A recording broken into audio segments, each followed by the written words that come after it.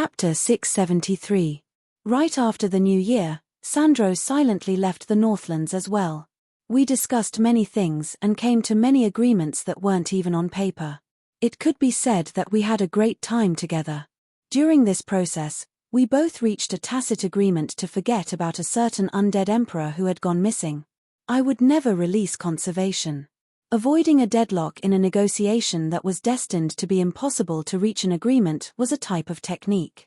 According to our agreement, within 2 months, a group of high-level undead would enter the Northlands under the banner of the Shiluor Empire. They would bring with them large amounts of resources, as well as teaching materials that would help train the first human undead mags. As for me, Sandro was indeed a generous trade partner. He wasn't stingy at all when it came to teaching juniors. Both Harlois and I benefited greatly from him. Of course, as a trade, we also paid a certain amount of our research results. Normalization of magic. From a certain standpoint, the reason why undead emperors were so dangerous was because their research results had already surpassed the limits of the creator goddesses. Many seemingly unremarkable things could also be incredibly dangerous as long as one studied them deeply enough. Actually, in the real world, where you would die if you were beheaded. This wasn't a video game world where you wouldn't die as long as you didn't run out of health. Discussing combat strength and level would be a joke. As long as you could pierce an enemy's vitals, a rusted dagger would be no different from a forbidden spell. Sandro's research direction began with the normalization of divine arts, buffs, debuffs, and other enchantments. He first researched why some spells could be effective for a long time, while others would only be effective for an instant. Then, he moved on to how to make a short-term explosive spell be effective for a long time. This was like turning something rotten into something magical. It seemed quite difficult to understand. Then, let's give an example. For example, if I made a fireball into a buff spell, the existence that was buffed would constantly explode with flames, burning everything like the sun. Transforming a life form into an energy form, and then into a magical form, that's inconceivable. As for how he accomplished this, he didn't explain it. I believed that it was impossible to explain it either, just like how I was unable to explain how I created the 7 original sins with words. Ignoring the process and only talking about the result, the final result was that he gave up his physical body and turned into magic. His entire body was a spell, ultimate withering. The withering spell was a 7th circle necromancy spell. It was not very powerful, but it was extremely destructive to living beings. The principle of the spell was to extract all the water in a certain environment and make them wither and die. The spell was very destructive to living beings, but not to the undead. Of course, with Sandro's power, he could also turn bones into powder. The undead would not be able to withstand it. As for Sandro's physical body, beneath his decaying body, there was a withering spell that was becoming more and more intense. This spell was perpetually evolving.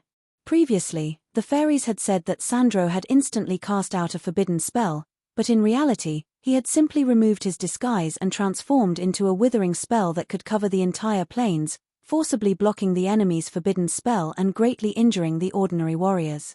In the undead world, this wasn't any big secret. As long as Sandro had attacked before, it would naturally spread. This was also the reason why he was nicknamed the Witherer and Lord of Withering. This was also how Sandro had broken through the limits of an undead's natural physical body and soul to become an undead emperor. He had already transformed into magic. What else could possibly restrict him? From a certain standpoint, he was no longer an undead. In fact, it could even be said that he didn't belong to any species at all. I had long since learned this information from Asso. This was also why I said that Sandro was more dangerous than 10 conservation combined. Other forbidden spell mags would have various restrictions when using forbidden spells. Casting a forbidden spell would cause them to enter a long period of decline. However, Sandro was able to instantly transform into a forbidden spell without any restrictions.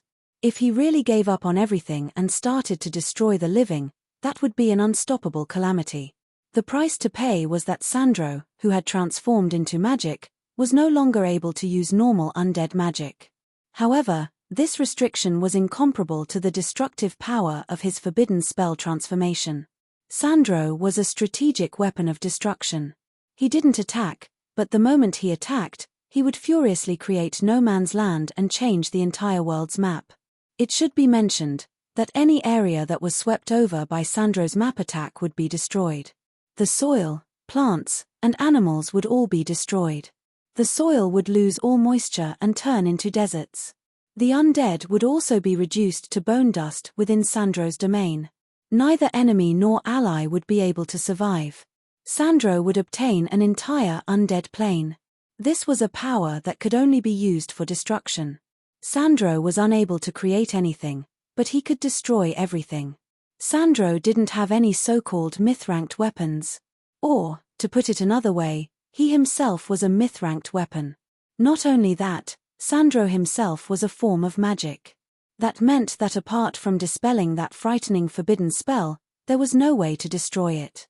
Sandro was an eternal existence that no one would be able to deal with.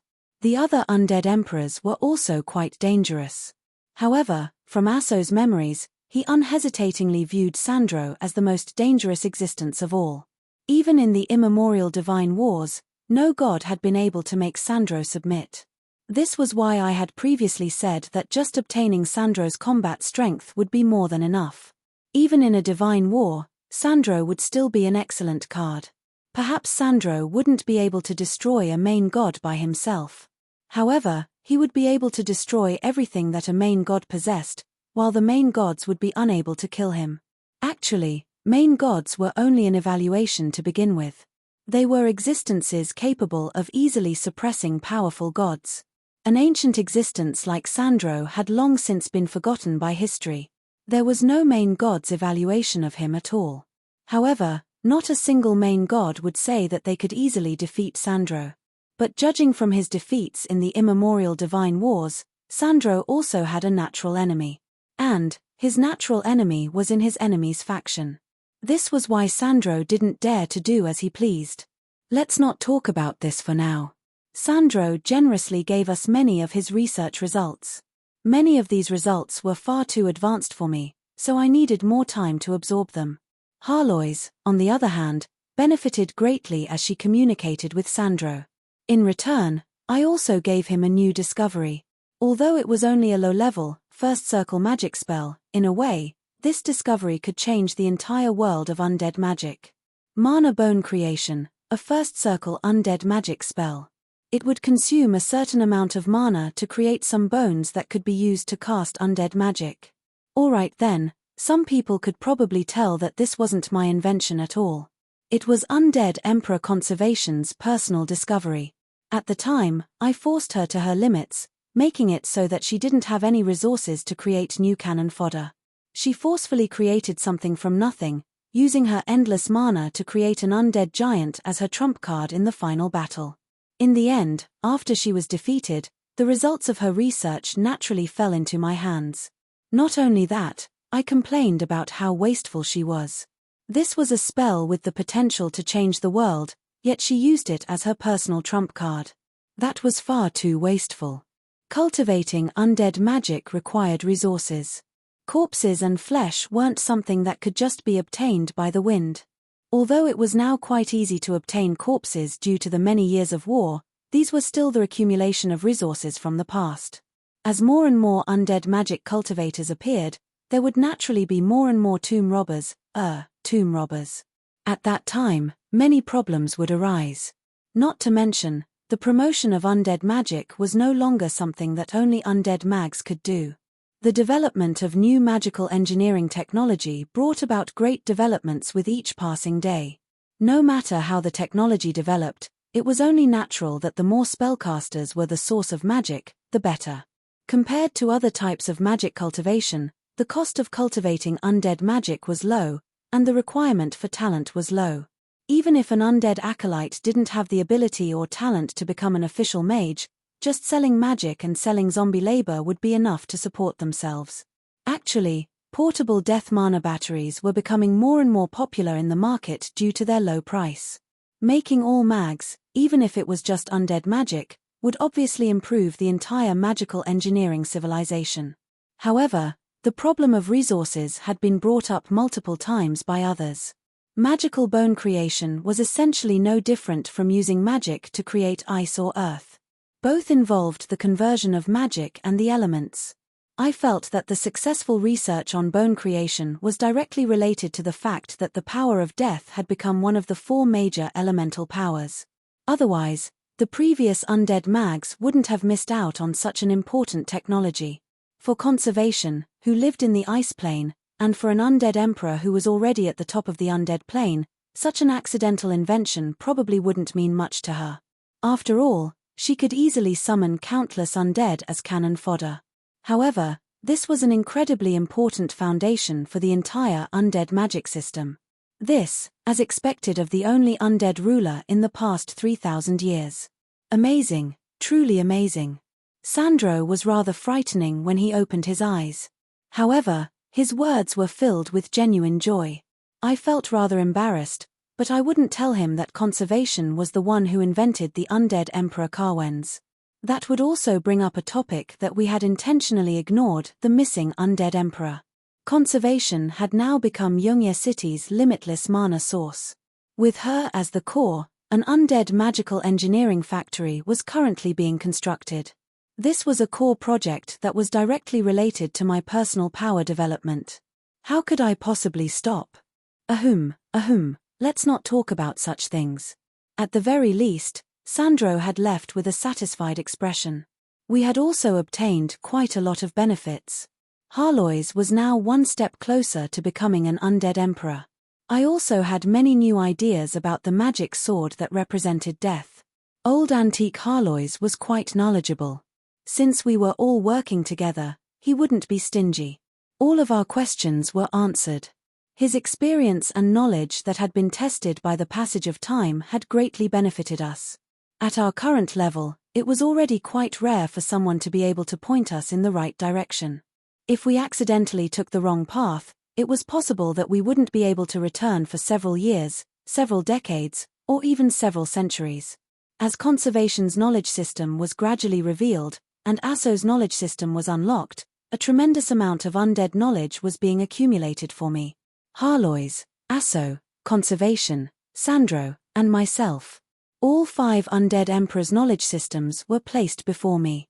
It was likely that my power system would become unbalanced. My knowledge in other areas would be far inferior to that of undead magic. But if I had something to eat, would I really spit it out? Getting back to the main topic, I felt like I could do something now that all the undead secrets were placed before me. Perhaps I would be able to give everyone a fright. You should first obtain a myth-ranked weapon and become a semigod. The 4 magic swords are quite ambitious, but none of them have matured yet. Be careful not to meet a powerful enemy that will directly kill you. Also, I can't wait any longer. Isn't it because it's too difficult? You can't wait any longer? Do you think you can break through? Have you found a method to break through? Harloi's words surprised me for a moment, but then I was delighted. A magical pet's power level couldn't possibly surpass its master's. Since she felt like she couldn't wait any longer and felt like it was time to break through, that would be a tremendous difference in power level. I can give it a try. I'm about 50 to 60% confident in breaking through. Also, thanks for your contribution. I was rather astonished by Harloi's words. Other breakthroughs could be accomplished by taking medicine or studying secret techniques, but undead emperors were the equivalent of breaking through the limits of the creator goddesses. They would be creating their own path. How could they possibly rely on external help? With so many undead emperors' paths before me, not counting the amount of knowledge I've accumulated, this half-living, half-dead body of mine has indeed been a great help to me. For once, the silly cat wasn't acting all tsunder. She seemed to be sighing. Now that she mentioned it, going back and forth between life and death several times was indeed very helpful in understanding the power of death. All right, I'll try to break through as quickly as possible. At the very least, I'm quite satisfied with my ice magic sword's progress. The back of my building was now filled with all sorts of ice sculptures and snow sketches. These weren't materials for my ice magic sword. Rather, they were tools that I used to deepen my impression and memories of the Northlands. As an extension of the Ice Traveler, I would likely need to recall many past memories and calamities in order to create my ice magic sword in the Northlands. But sometimes, when you recalled past misfortunes and calamities, and thought how wonderful your current life was, a new calamity would arrive. After the new year, all the administrative departments resumed their operations after a short rest. However, the news that arrived wasn't all good. How could the Northland's natural calamities not mention the beast stampede that would arrive every year? The winter hunt squad was ambushed by a beast stampede. How were the losses? Sandro's visit caused me to put down all the trivial matters on my hands. I also handed over the winter hunt to Renee and the others. What made me feel sad was that Kelly didn't let me off the hook. She still deducted my allowance like she said before.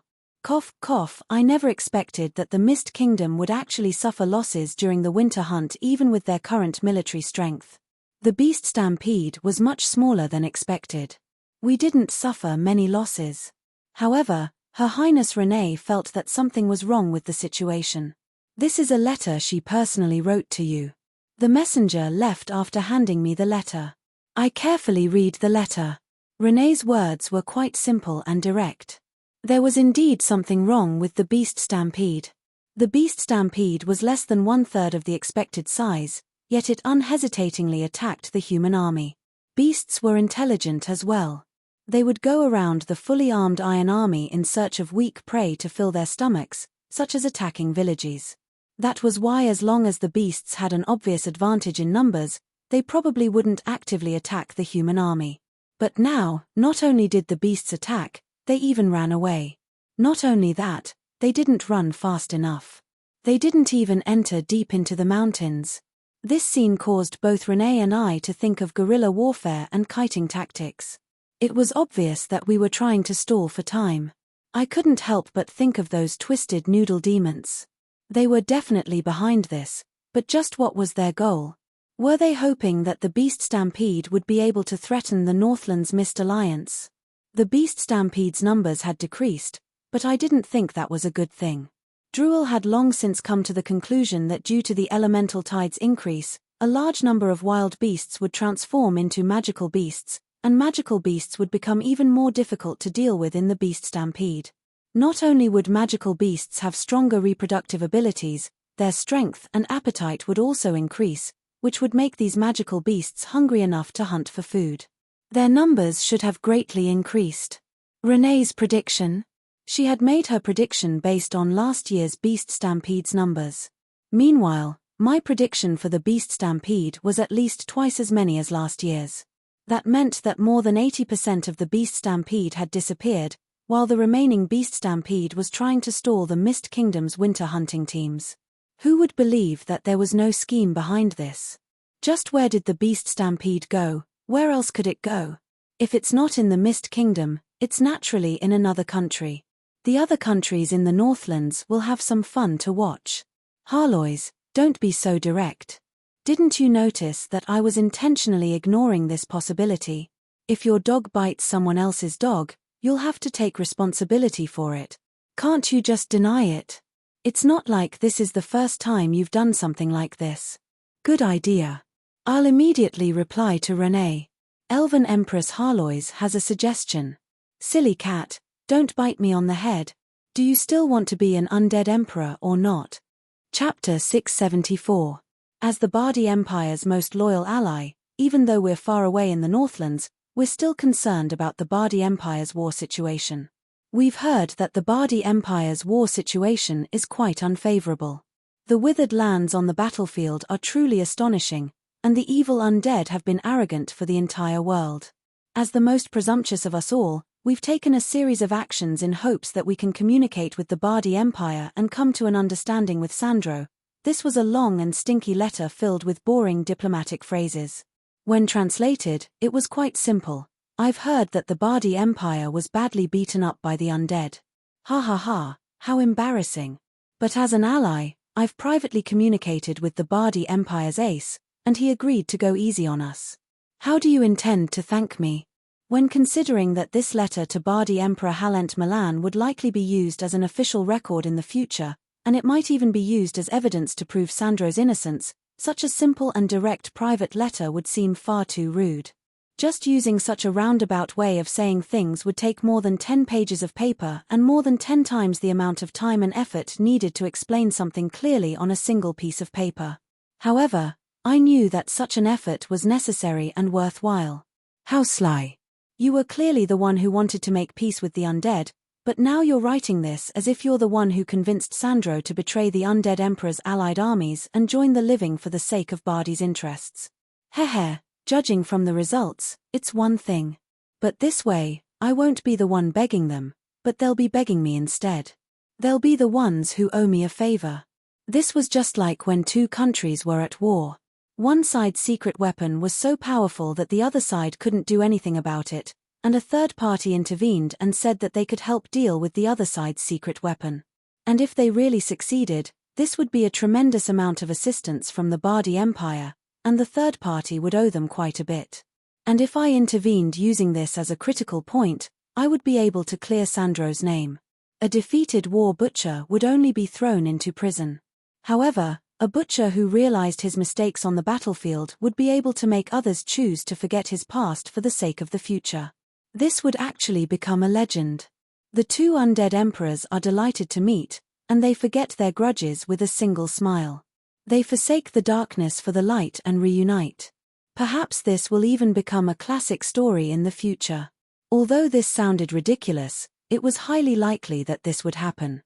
At the very least, from the Bardi Empire's perspective, I was the kind-hearted person who helped them eliminate the threat of a forbidden spell. At any rate, I was the only one who knew what really happened. Can you be more shameless? Yes. I can be twice as shameless.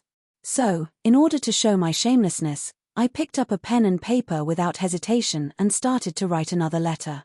My dear comrades in the Truth Symposium, as an honorary member of the Truth Symposium, I've heard that the Truth Symposium has met with difficulties in the war against Bardi. As an undead and ice dual magic mage, I have some personal connections with the death mage Sandro. Perhaps I can help out. Of course, an equal exchange is a basic rule in the magical world. What was even more shameless than buying back both houses was selling two houses at the same time.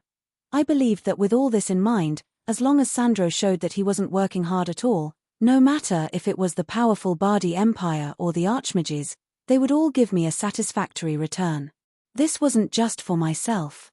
It was also to give Sandro a chance to clear his name. Sandro would switch factions first, and the future Tark Republic would be accepted by the world. At the very least, it would sound good to say that he forsook the darkness for the light. After I finished all this, I also needed to give Renee and Glyna an explanation. At the very least, I needed to tell them the results of my secret discussion with Sandro, so that they wouldn't be at a loss. Yep, I definitely wouldn't be explaining why I hadn't participated in the winter hunt. What a joke. Would I even need to explain myself to two little girls? You're becoming more and more like an unreliable lazy father who skips off work and then finds an excuse to fool his serious daughter. You can't find an excuse, so you're acting like a parent. Silly cat, I have an interesting bottle of spring water on me. Do you want to try it? You, what do you want to do with me? No wonder you're not interested in women. So you like cute boys. Actually, it's not that I can't accept such a method, but you'll have to wear female clothing, like Princess Peach, which is the most.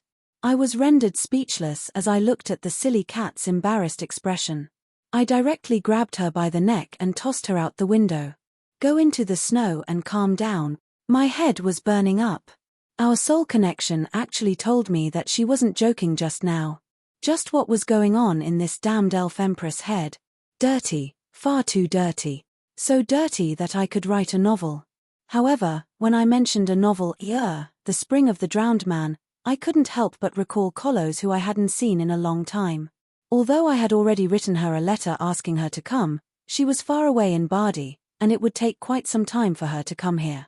Every time I saw the 2 bottles of spring water in my dimensional storage bag, I instinctively felt that something was off. My many years of experience of being scammed told me that if I didn't hurry up and scam someone else, and use up these 2 bottles of spring water, I would likely be the one in trouble. Unfortunately, the main target, Bayfeng, was still in the chaos abyss. Judging from his letter, his work was going quite smoothly, and he should be able to return soon. When I thought about the bounty on his head and the fact that he was going to the Chaos Abyss to avoid calamity, it was understandable that he was hiding, but I don't care if he dies. If he still doesn't come back, I'm going to think of a way to bring him back. I'm going crazy at this rate. The order primates can usually be divided into the more primitive prosimian suborder and the more advanced anthropoid suborder. The prosimian suborder can also be divided into the lemur suborder and the tarantula suborder. My system was becoming more and more confused as more and more strange creatures were about to appear in this world. It kept repeating this animal encyclopedia that I didn't even know where it came from. Spring has arrived. Everything is coming back to life. This is the season of mating. Alright then, I was back in the animal world again. I was almost going crazy after such a long period of time. In fact, I was even beginning to miss the days when I had to make myself scammers. And after constantly repeating this over the past few days, I finally understood what Beifeng's actions represented. From a certain standpoint, all the major species were descendants of the creator goddesses. The gold species Titans had given birth to the giants and dwarfs. The gold elves had given birth to all sorts of elves. Even the great demons were descendants of the original gold species. Even if there were mixed blood descendants, they would be descendants of two different humanoid species. Not only that, these half-elves and half-beastmen would typically have weaker hereditary abilities. Even if they had descendants, they would usually be descendants of a certain species. For example, a half-elf who was only 3/4 human would actually be a human with pointy ears. And after 2 more generations, there would be no meaning in having a mixed blood descendant. In the end, the mixed blood descendants would still be considered part of society.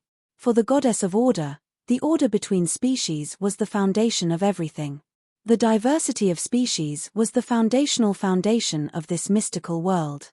This was also why she had gone insane back in the day and had intended to give every species a mandate. Every species will have their own responsibilities. The dwarfs and giants will be craftsmen, the angels will be government officials and waiters, the elves will be scholars and teachers, the demons will be soldiers and soldiers, the titans will be construction masters, and the dragons will be capable of using their powerful physical bodies and flying abilities as transportation tools for all species. Without even mentioning how ridiculous this order was, at the very beginning, this was indeed the perfect society that the creator goddesses of order desired. At the very least, before the dimensional barrier, another universe, invaded and shattered this perfect society, this was indeed a world that both the goddesses of order and order could accept. The result of their defeat was that the goddesses of order and order worked together to seal off the dimensional barrier's dimensional barrier. This caused them to have differing opinions on the path of evolution. The goddess of order persisted in her previous viewpoint and strengthened the roles of order and species. She had them focus on their own responsibilities. Both species and individuals would become the gears of the new generation, strengthening society as a whole. Meanwhile, the goddess of chaos led the demon species on a path of self-evolution. This was something that the goddess of order found unacceptable. However, the only thing she was happy about was that the great majority of species hadn't become as chaotic as the demons. The foundational order of species already existed. But now, not only had this order been shattered, even the most basic purity of species had been destroyed. Not only were the descendants of a certain someone half-beast and half-human, none of them were unified in terms of species. Not only that, they all inherited the powerful reproductive abilities of their fathers, and were even capable of giving birth to even more miraculous descendants with other species.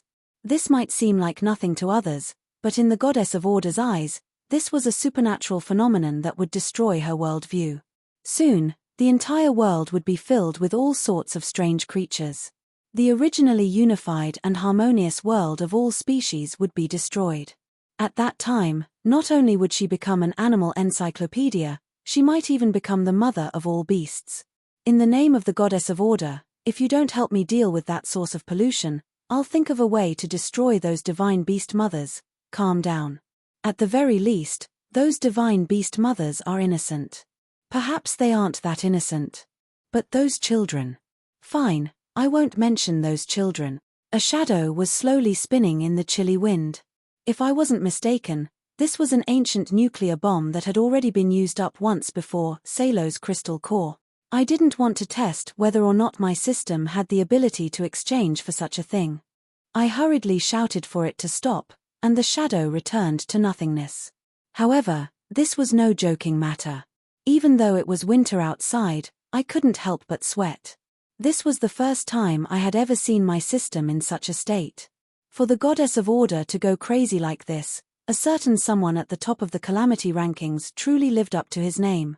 At this point, I was even worried that if that person appeared in front of me, my system would suddenly self-destruct and end everything once and for all. Soon, I no longer had any free time to slack off. The ability to change their appearance. That means that they've already infiltrated the Northland cities. The Warlock's opinion is that this ability to disguise themselves is incredibly powerful. It's highly likely that they've managed to infiltrate the Northlands. Also, judging from their brain dissection, they should have intelligence that surpasses that of ordinary humans. What astonished me was a report that had just been sent to me. This was an autopsy report on the noodle faceless demons that the court had hired. Normally speaking, demons of the same power level would be stronger than other devils. The main reason for this was because demons' abilities were ever-changing. This would be an advantage in individual combat.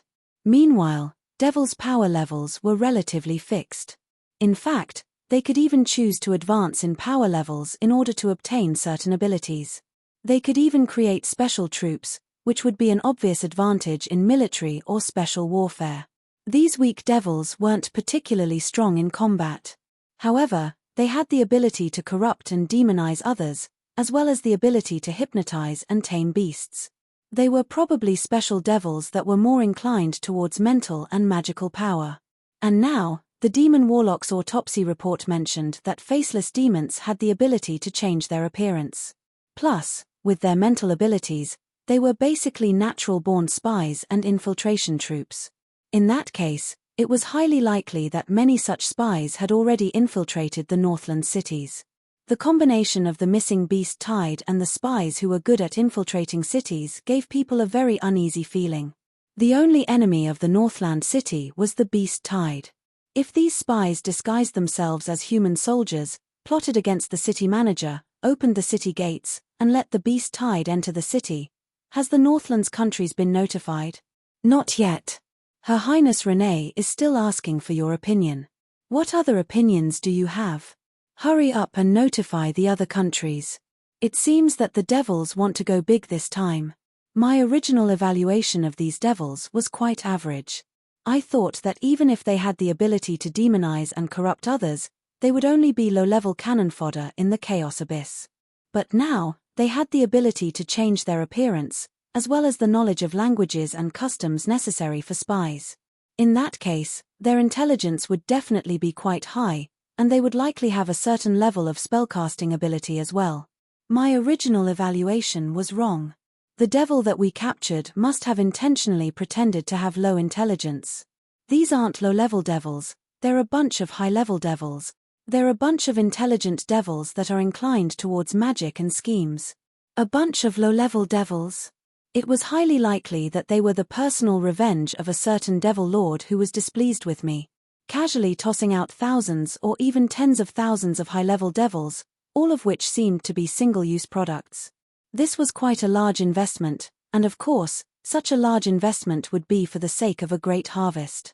Not only did I recall my friendship with the devils, I also considered how I had tricked them in the past. It was quite possible that even a devil lord would personally take action. What's the matter? You're frowning. Yep, I was tricked by your brothers. Brothers? Harlois had just flown back from the window, and there was still some snow on her head. But when she read the report, she recalled those twisted noodle monsters and instantly became furious. Slimes and noodles aren't brothers. P2E, I'm not a slime, I'm an elf. I grabbed the dead cat that was biting me and tossed her onto a nearby wooden table. Stop messing around. I'm getting annoyed. Whenever I think about how something like this managed to sneak into Defender, it's possible that we have these devil spies right next to us. I'm so annoyed.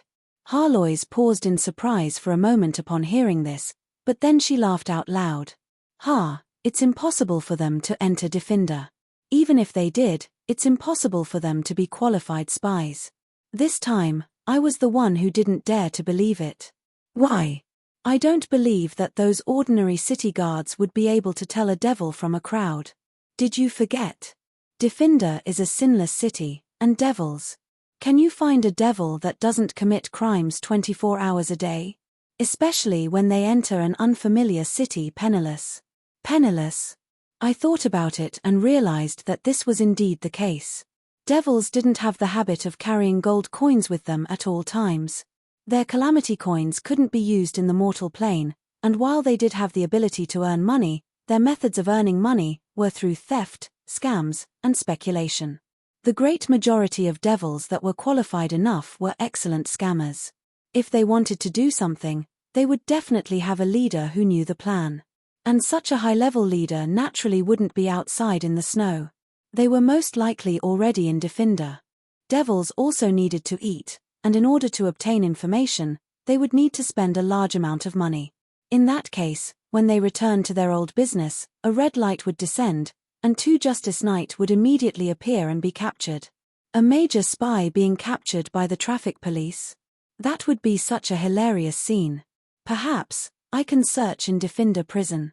The homeless people who committed crimes as soon as they arrived might be the targets we are looking for.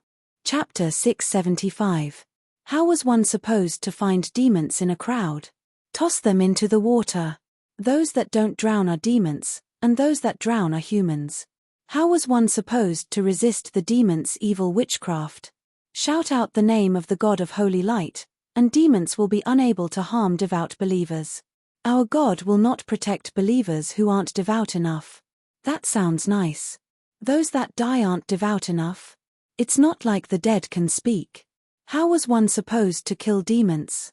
Toss them into holy fire. Those that die are demons, but those that can't be burned to death, there shouldn't be any demons that can't be burned to death. It doesn't even mention what to do if you meet a demon that can't be burned to death. Also, it doesn't mention how to toss a demon into holy fire. I had a helpless expression as I tossed aside this booklet. The Holy Church's Exorcism Handbook, AD 324 revision, sounded quite reliable, but the methods used in this handbook reminded me of a certain world's medieval witches who tried witches. What the hell is this? The Holy Church has been using this to search for demons for so many years. This is obviously a handbook for murdering the innocent. Actually, this was originally meant for religious propaganda.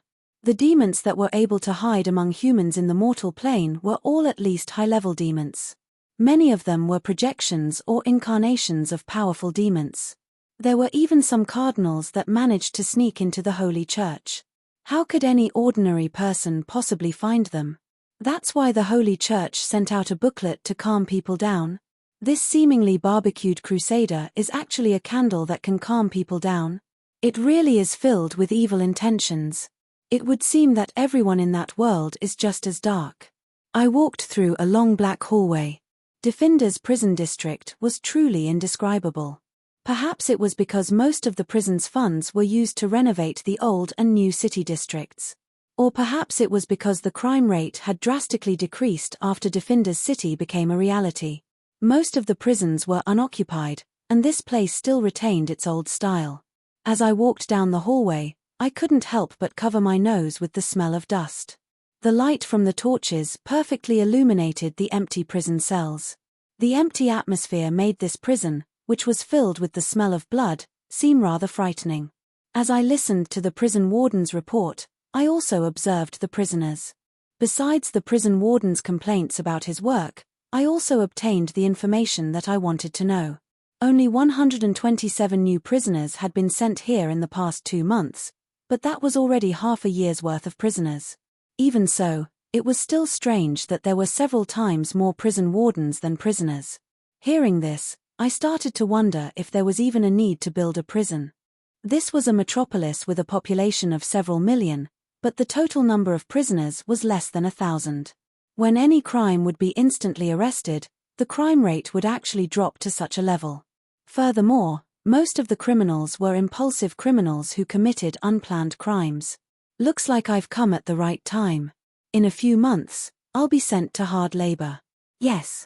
Recently, the number of laborious in the mines and stone factories has been lacking. They have already complained to us many times. However, I heard that they have recently started hiring necromancer apprentices to use zombies and skeletons to open up the mines.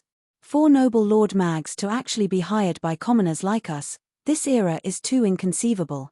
The young jailer seemed rather talkative, but what he said was probably what I expected.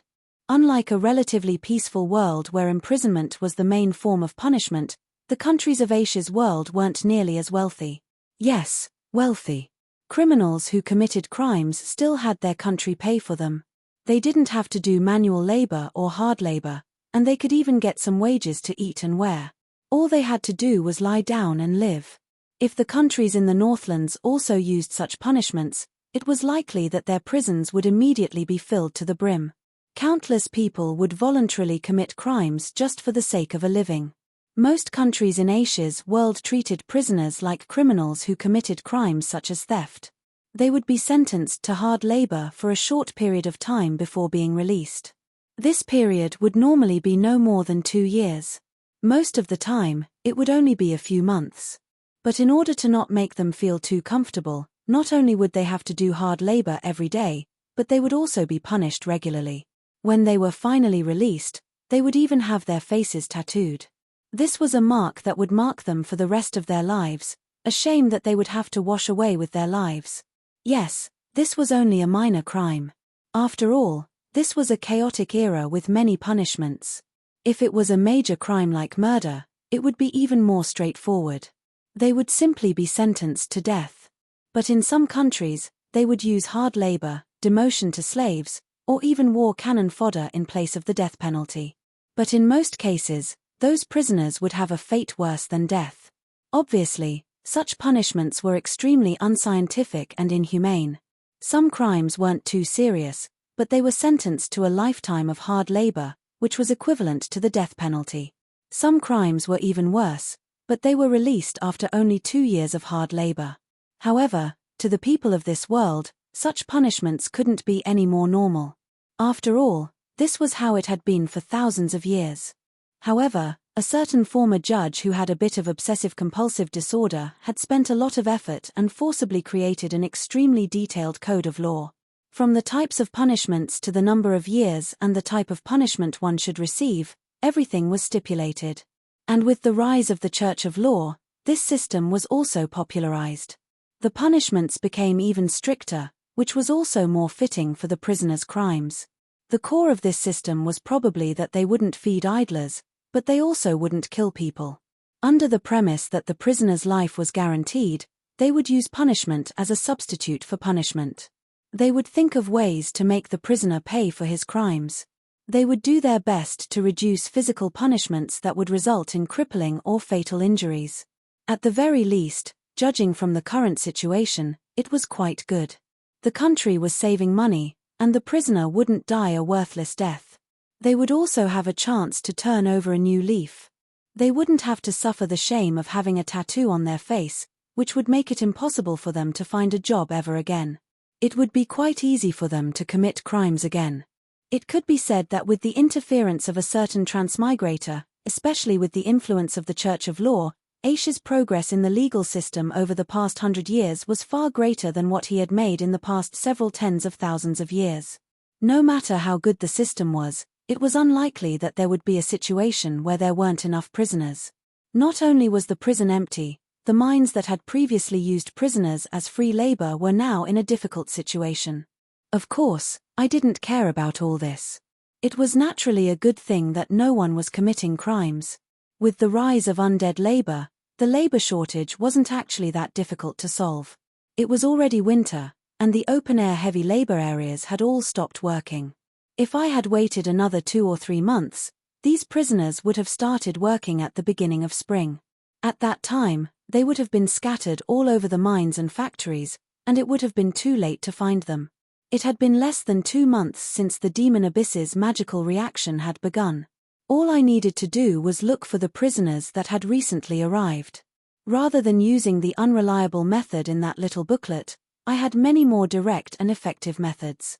Look, a mystical compass, a devil detector, and the famous Detective Rowland's mystical watch, without anesthetic needles. Fine, I'll stop messing around. This is a Contract Hero's bracelet. The Contract Hero system had long since become a popular tool in order to deal with dimensional invasions.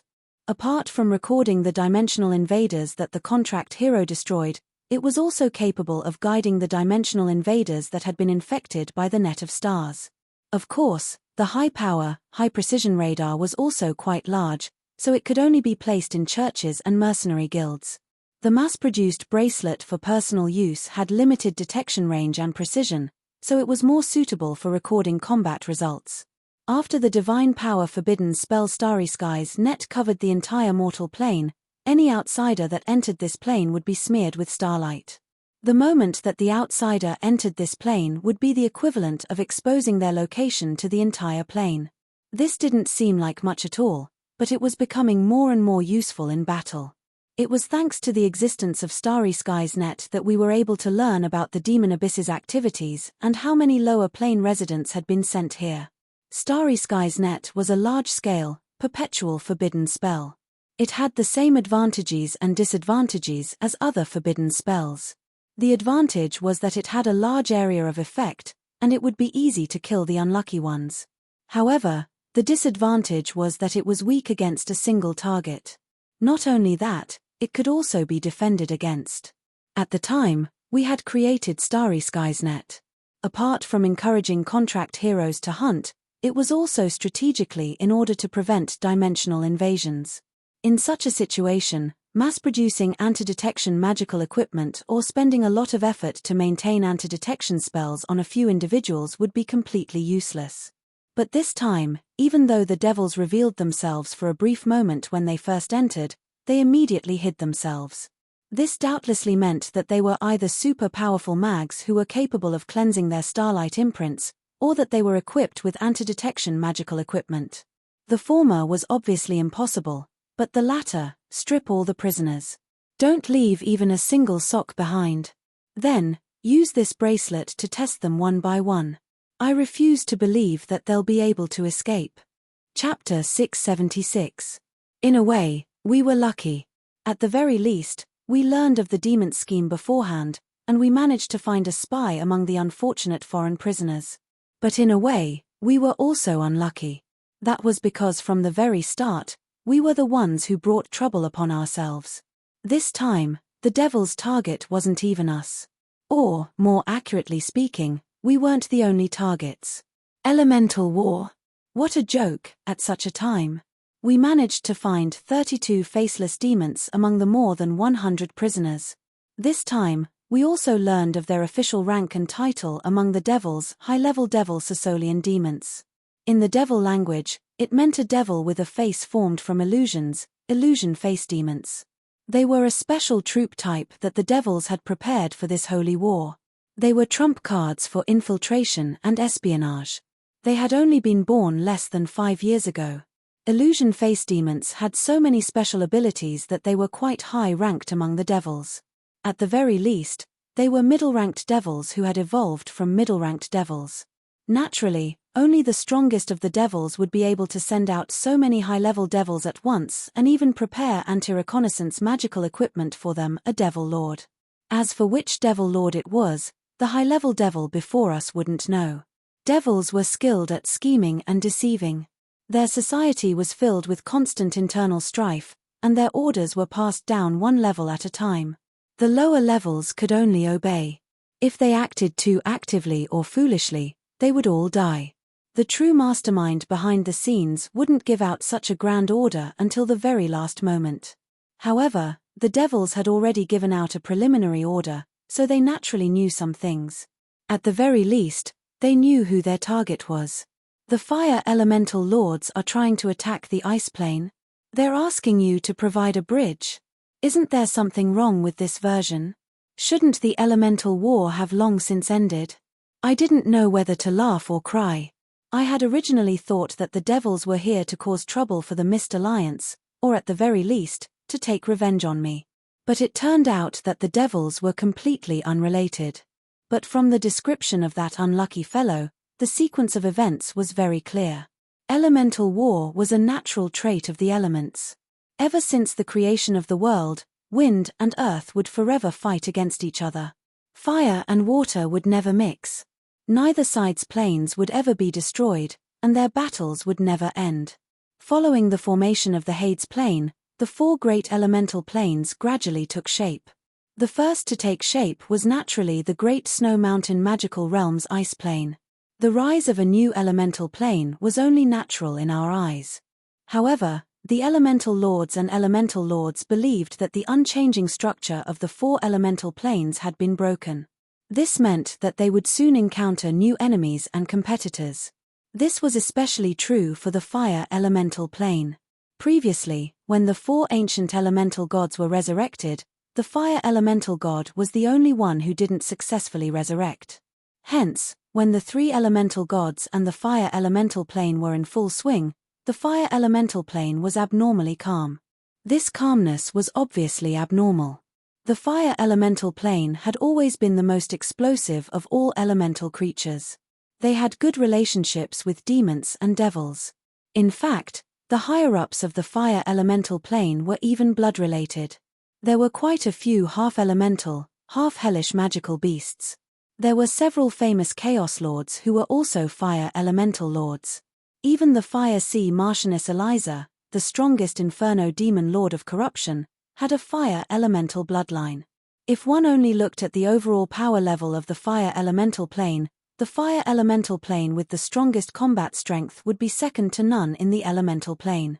As the Holy War arrived, the fire elemental lord's power levels increased explosively as the elemental tide increased.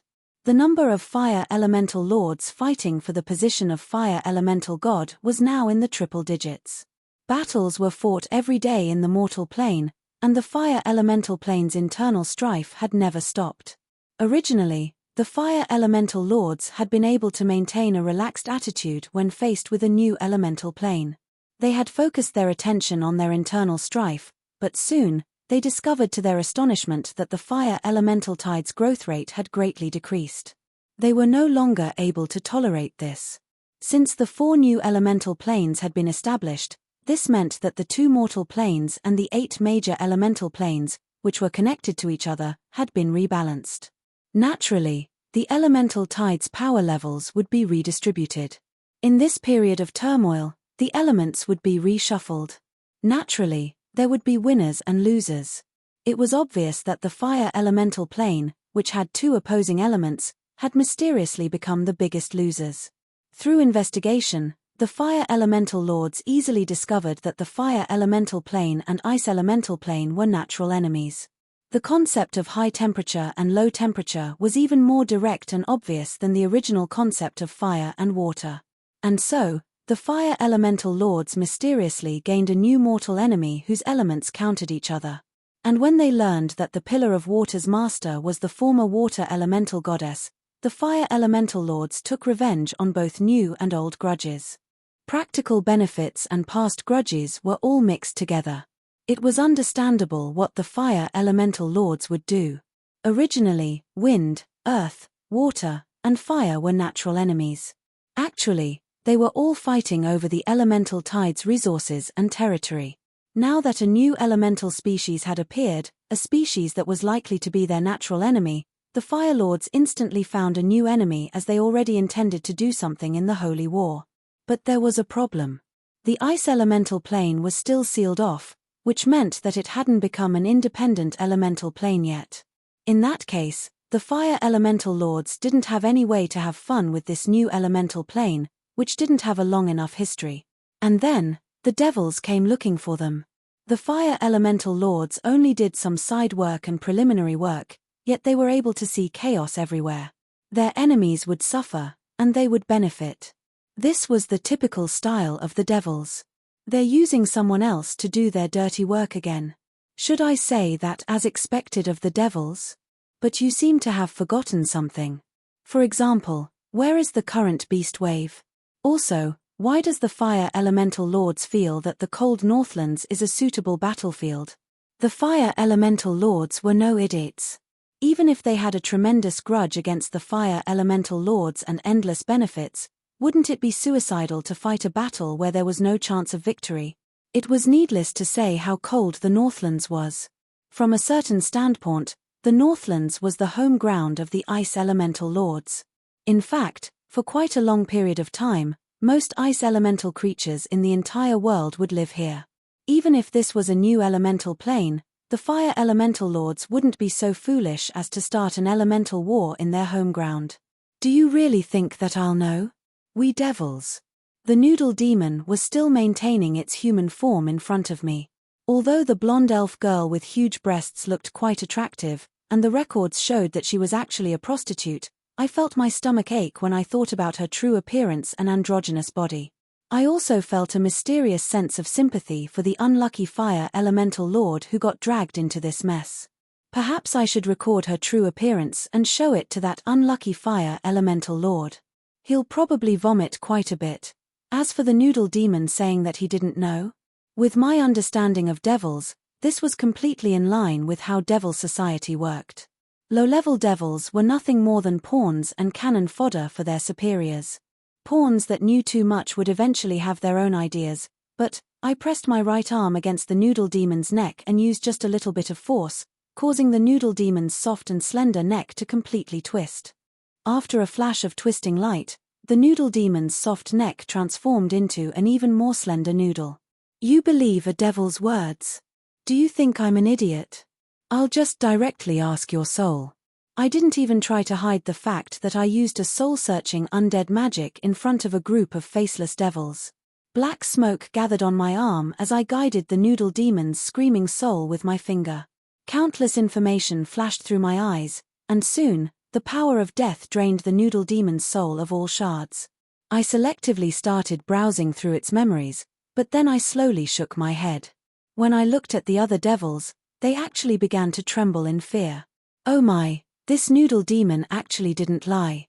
It really doesn't know anything. Alright, it's your turn now. Don't be afraid, it won't hurt. Yep, since you don't even have bones or nerves, there's no way for you to feel pain. A cool breeze blew by as ice began to cover the floor of the cell. Frostbite appeared on the devils' bodies. What made them cower the most was probably the black shadow of death behind me. The undead emperors had no intentions of hiding their evil intentions. I did my best to smile as peacefully as I could in order to enjoy what was about to happen next. However, all I received were hysterical screams of fear. It was truly rare to see devils who were viewed as nightmares by mortals actually afraid of death. Oh my, aren't you all unafraid of death? Killing me will only allow me to be reborn in the lower planes. Isn't that what you always say when you're bluffing? It would be quite difficult for the residents of the lower planes to completely die in the mortal plane.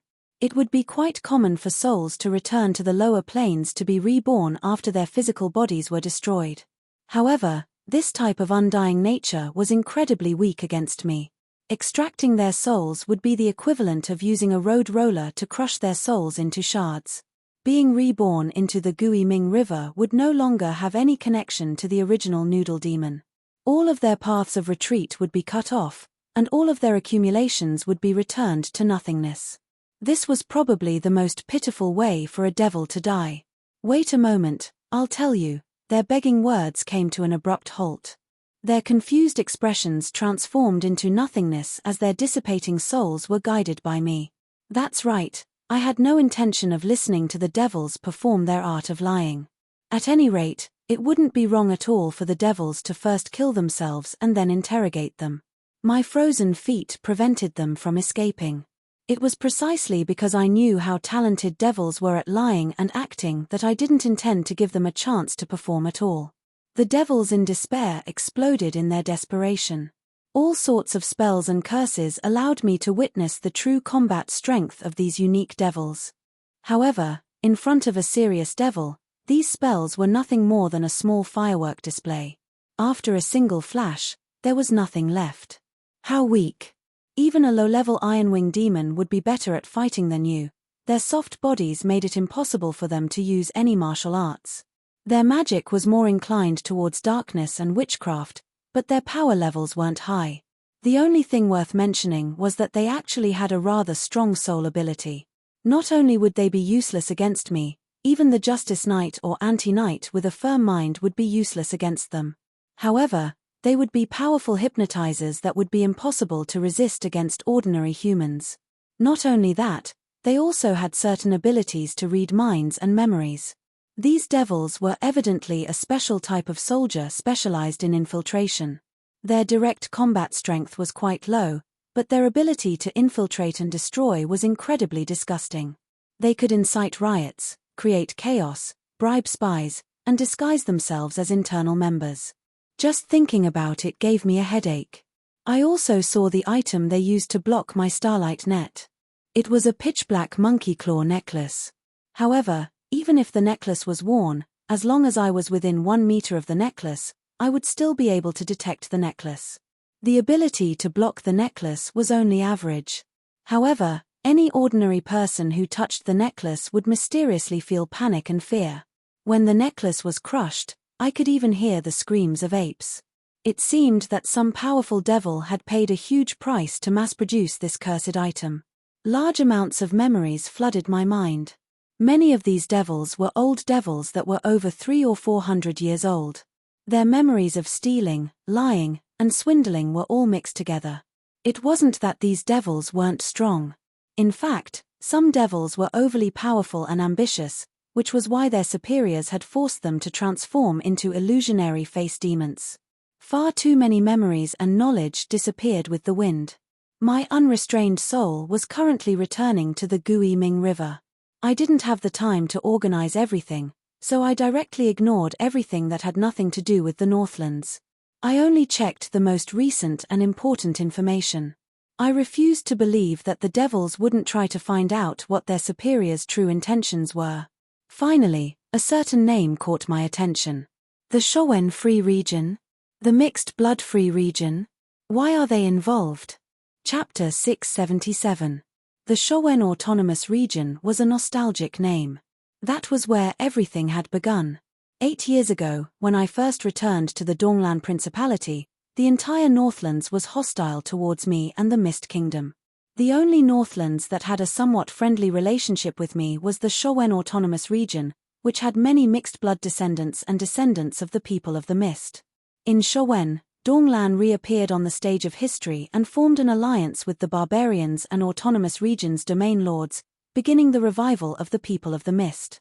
A tremendous amount of ore was transported from the barbarian tribes' mountains. A large amount of money for food imports came from Showen. More than 40% of the ore and magical gems required for magical machinery were produced here. The very first Northland survival chain was established here. Showen was the only warm valley in the entire Northlands.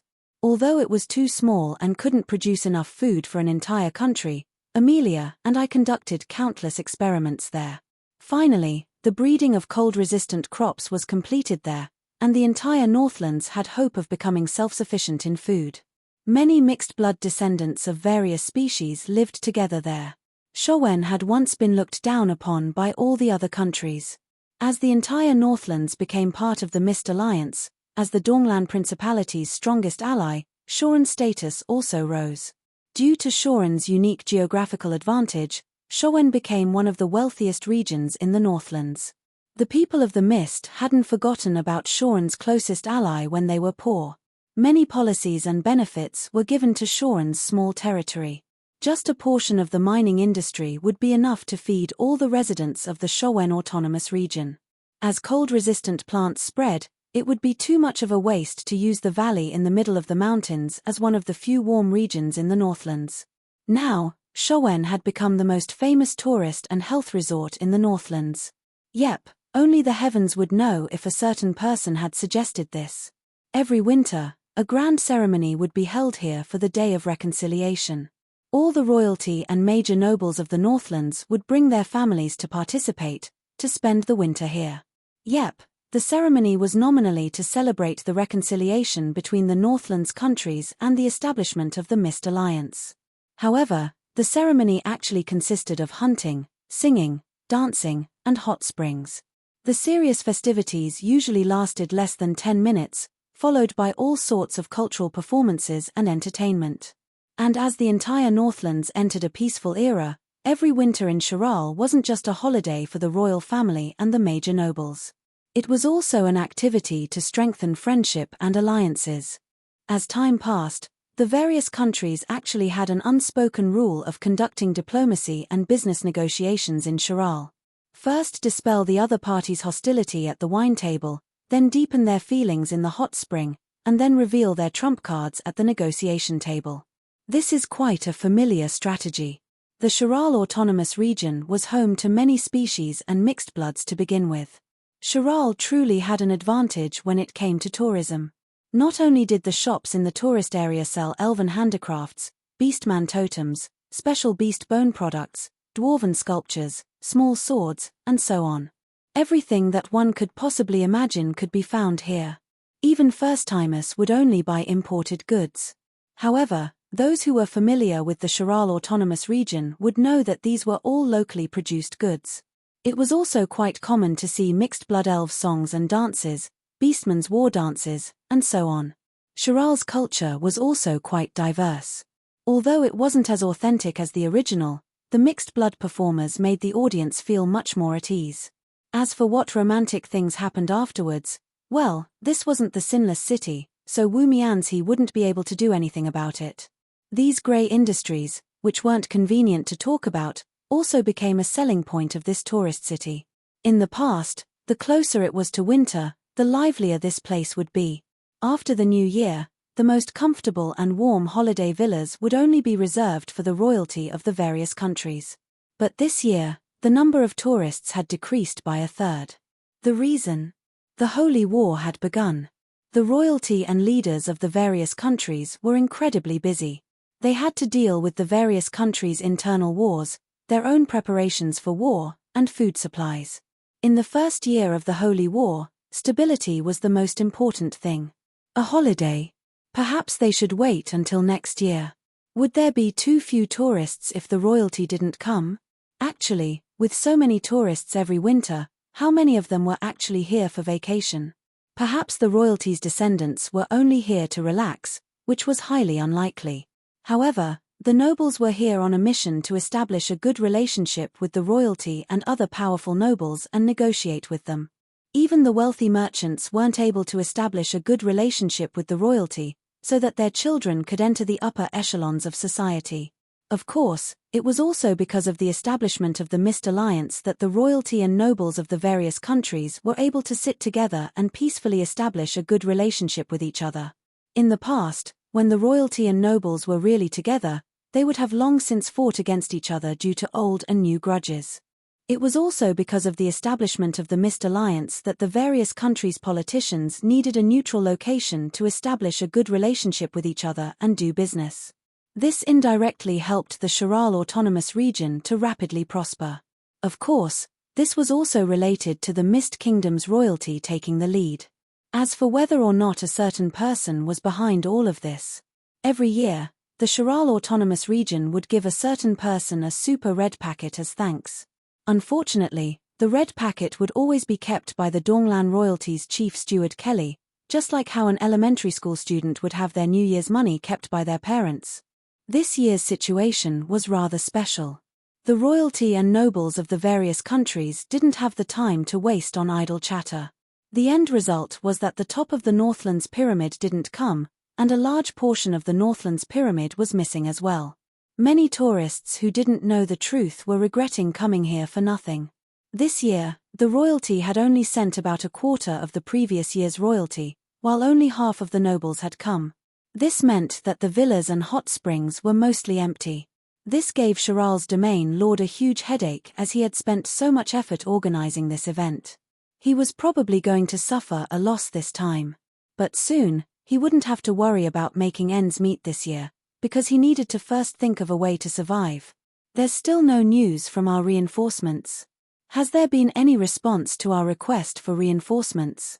The Chiral Autonomous Region, which had been peaceful for so long, was actually being threatened. Not only that, it was a group of wild beasts that came out of nowhere. This was something that Chiral's domain Lord Kakaga couldn't understand. Over the past 8 years, Kakaga's already fat body had become even fatter due to his increasingly wealthy lifestyle and Anton's environment. Back then, people had secretly called him the Frog Prince Kakaga, but now, people were calling him the Hippo King Kakaga behind his back. Damn it, where did our guards go? Where's our Shiral's barbarian elf archers and beastman berserkers? It's time for them to show off their skills, but they're nowhere to be seen. Haven't they finished gathering yet? My apologies, my lord. More than 70% of their warriors have been professional actors and dancers for several years now.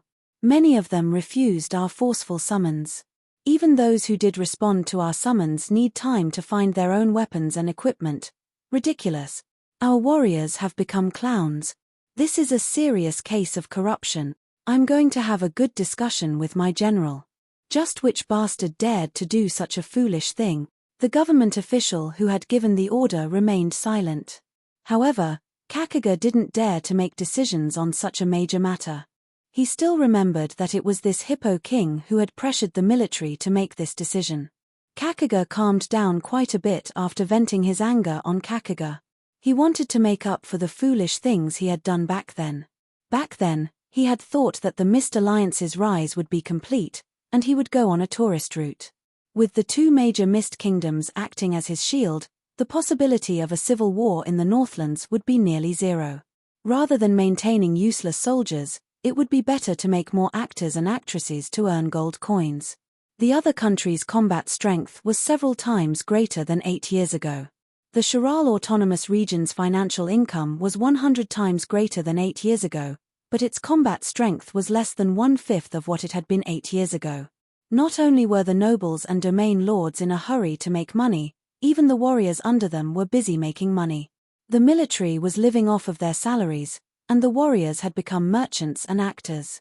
What combat strength would such an army have? From a certain standpoint, the fact that there were no external threats or wars was the poison that would cause a country's defense to collapse. Kakaga was quite anxious as beasts kept roaring outside. Now wasn't the time to blame others. If he didn't think of something soon, he wouldn't have anything else to spend his money on. Kakaga's round eyes kept spinning as he stared blankly at the villa area under the high walls. Although he had been famous for his intelligence in the past, he really did come up with a solution at this moment, even if it was a solution that would cause endless trouble. Tell those foreign nobles that we're no longer able to protect them. Have their bodyguards and mercenaries join the battle. Chapter 678. To save or not to save? This is really a problem. Stop joking around. Of course we have to save him. The foundation of the Mist Alliance's trust is the alliance between allied countries. Do you really think that we can't save him? To be honest, I really don't want to save him. Although the Donglan Principality was talking nonsense, when the Shiral Autonomous Region's request for help was sent over, the Donglan Principality unhesitatingly gave up on the New Year's work that they were doing normally. They gathered their army and prepared to go to war. The reason why I was chatting and hesitating on whether or not to ask for reinforcements was because of another piece of information. The door to the fire plane. This is clearly a trap. The elemental planes were probably the easiest planes to connect to in the mortal plane. Many mage towers would use elemental pools that connected to other planes. However, those types of small elemental pools could only be used to extract elemental energy from other planes or summon small elemental creatures. Elemental magic also had to follow the most basic elemental laws. All miracles were the result of the accumulation of elemental power. Opening an elemental dimensional door would naturally require an area with an accumulation of elemental energy. Opening an elemental dimensional door in the deep sea, opening an elemental dimensional door in a snowy mountain, opening an elemental dimensional door in a place of thunder and wind, opening an elemental dimensional door in an underground place, or opening an elemental dimensional door in a volcano. The warm valley of Shiral Autonomous Region had always been viewed as a miracle of nature. It was also the result of the surrounding mountains and terrain. However, no matter how much the wind was weakened by the high mountains, the low temperature in the surroundings would still come. If there was no other reason, there was no other explanation for the valley. With the development of the area, the appearance of geothermal and hot springs proved to the world that there was a volcanic area underground. Yes, it was proof, not discovery. The existence of a volcano here was recorded in the history of the Shavins, but the Shavins themselves would never admit it. After all, building a home on a volcano required more than courage, it required more than just helplessness. The half-blood descendants who had been exiled back in the day were already fortunate enough to be able to find a place to settle down. The fact that this land was even able to produce food was a testament to the gods' protection. It was far too extravagant to consider the possibility of a volcano eruption in the future. In the geographical records of other countries, it was indeed mentioned that more than 700 years ago, there was once an active volcano there, and that a rather famous red dragon family lived there. Ever since I learned that this incident was related to the fire elemental plane, I had already started searching through old maps of the Northlands for volcanic areas. Since I had obtained the name of this place from the illusion face demons, many things were no longer a secret. Perhaps that place was already a dormant volcano, but for fire elemental lords, awakening a volcano was basically their specialty. Not to mention fire elemental lords, even red dragons and fire archmages had the ability to do so. However, fire elemental creatures were still the strongest in this area. Volcanoes were the most abundant fire elemental creatures in the mortal plane.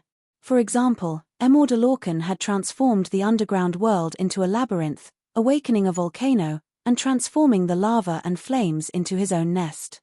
This was a basic ability of fire elemental creatures. In that case, all sorts of information and possible developments were right in front of us. Once Shiral's warm valley was conquered, the volcano would immediately erupt, and a tremendous number of fire elemental creatures would jump out of the volcano. Considering the current density of the elemental tide, it was quite possible that the fire elemental plane would appear in the surrounding area. The moment that we failed to rescue Roland, it was highly likely that we would be dragged into the conflict. This would be the equivalent of dodging a sea of flames while challenging a powerful elemental god in the elemental plane. Fire elemental creatures would constantly enter the battlefield. Killing them would only be sending them back to their home base. This place would still be their home field. This type of battlefield was the most annoying and powerless. If there were any other possibility, I wouldn't want to face such a bottomless meat grinder at all. Alright, it seems that I have no choice but to go. At a time like this, we need an expert. Eliza. You're thinking of someone else when you need her? How heartless. Of course. Do you think that she's as free as you? Of course I wouldn't bother her for no reason. Forget it, I'll contact her later and hope that I'll be able to make it in time. At the very least, I'll give her some information. Back in the day, Eliza and Adam's small team went to intercept the Demon Wave's dimensional door. According to the plan, after I cast Ice Eon, they would choose to take refuge in the Chaos Abyss, as well as take care of some other matters. After all, most of them were of the fire element. Based on the fact that fire and ice elements countered each other, being hit by an ice-forbidden spell definitely wouldn't feel good. Forbidden spells didn't differentiate between friend and foe, and there was no mercy to be had. If they were really hit by one of my forbidden spells, even the pure fire element Eliza and Little Red would be heavily injured. If they were unlucky, it was even possible that they would be killed by accident. The end result was still acceptable. Little Red, who was capable of flying at high speeds, caught up to us and told us that we were safe. Little Red herself didn't return to the Chaos Abyss. She was doing her best to eat dusk fruits to increase her age so that she could recover her combat strength before the next trouble came. For us, traveling to the Chaos Abyss was the equivalent of a vacation. However, as the Dragon Queen of the Underground City, Little Red actually didn't have many vacations, especially since Dragon City was filled with arrogant and aloof individuals. She would have to go back regularly to keep things under control. Actually, Little Red had a capable and qualified substitute for the Dragon Queen, her mother, the former Dragon Queen Molly. However, considering her past deeds, none of us would feel reassured about her. Getting back to the main topic, after the order to mobilize was given, the Donglan army swiftly gathered. However, there was a slight problem. Considering that the mountains were still sealed off by the heavy snow, it was impossible to count on the infantry's movement speed in such a situation. Furthermore, Considering that there would be limited escape routes if the volcano erupted, the main army directly gave up on all the heavy and slow infantry types and chose the Winter Hunt Knight. The Winter Hunt Knight wasn't an infantry type. Since the Mist Kingdom's royalty was holding a winter hunt, all the Night Knights from all over the Mist Kingdom had already been gathered. The speed at which the ground forces gathered was quite fast. Also, since the various feudal nobles and domain lords of Donglan were also participating in this winter hunt, there was no lack of noble Night Knights and their personal guards among the urgently gathered warriors. High-level Night Knights and warriors' numbers and quality far surpassed the norm. In just a short half a day, Defender had gathered more than 50,000 elite Night Knights. If we counted the mounts as combat strength, there would be more than 1,000 Night Knights who were at least Master or higher. It could be said that there were several thousand pure legend-ranked Night Knights. When combined, the overall combat strength would be quite impressive. Being able to participate in the winter hunt already proved that their mounts couldn't possibly be ordinary donkeys or horses that would shiver in the winter. There were military iron horses, magical beast mounts, pure-blooded Ice Plains horses with thick black and white fur, and so on. There were all sorts of strange mounts. Together with the various family flags and personal battle flags, as well as the colorful armor and mounts, it gave off a rather mixed feeling. Looking down from the sky, the entire snow-white tundra had been casually sliced apart by this mixed army as if they were cutting a cake. The entire tundra was filled with all sorts of colors. Birds would flee wherever they passed, and beasts would hide. Once they started moving as a group, the Night Knights' auras would be quite astonishing. However, the situation in the sky wasn't so great. Only the new Borealis seemed to be slowly advancing. There were only a few medium-sized airships escorting it, which was far inferior to the Elven battle. The originally powerful Borealis airship had just been disbanded, and the airship escorting the Elven caravan was still on its way. It would take quite a while to reorganize and repair the Elven caravan. Only the royal airship stationed in Defender could be mobilized in time. When considering the upcoming battle, aerial superiority would be incredibly important. Since the new Borealis had just finished a long journey and battle, it was in poor condition. The only fortunate thing was that Defender was the Aurora Night Legion's headquarters. When the Mist Kingdom's royalty called out to us, the Aurora Night Legion followed us as usual.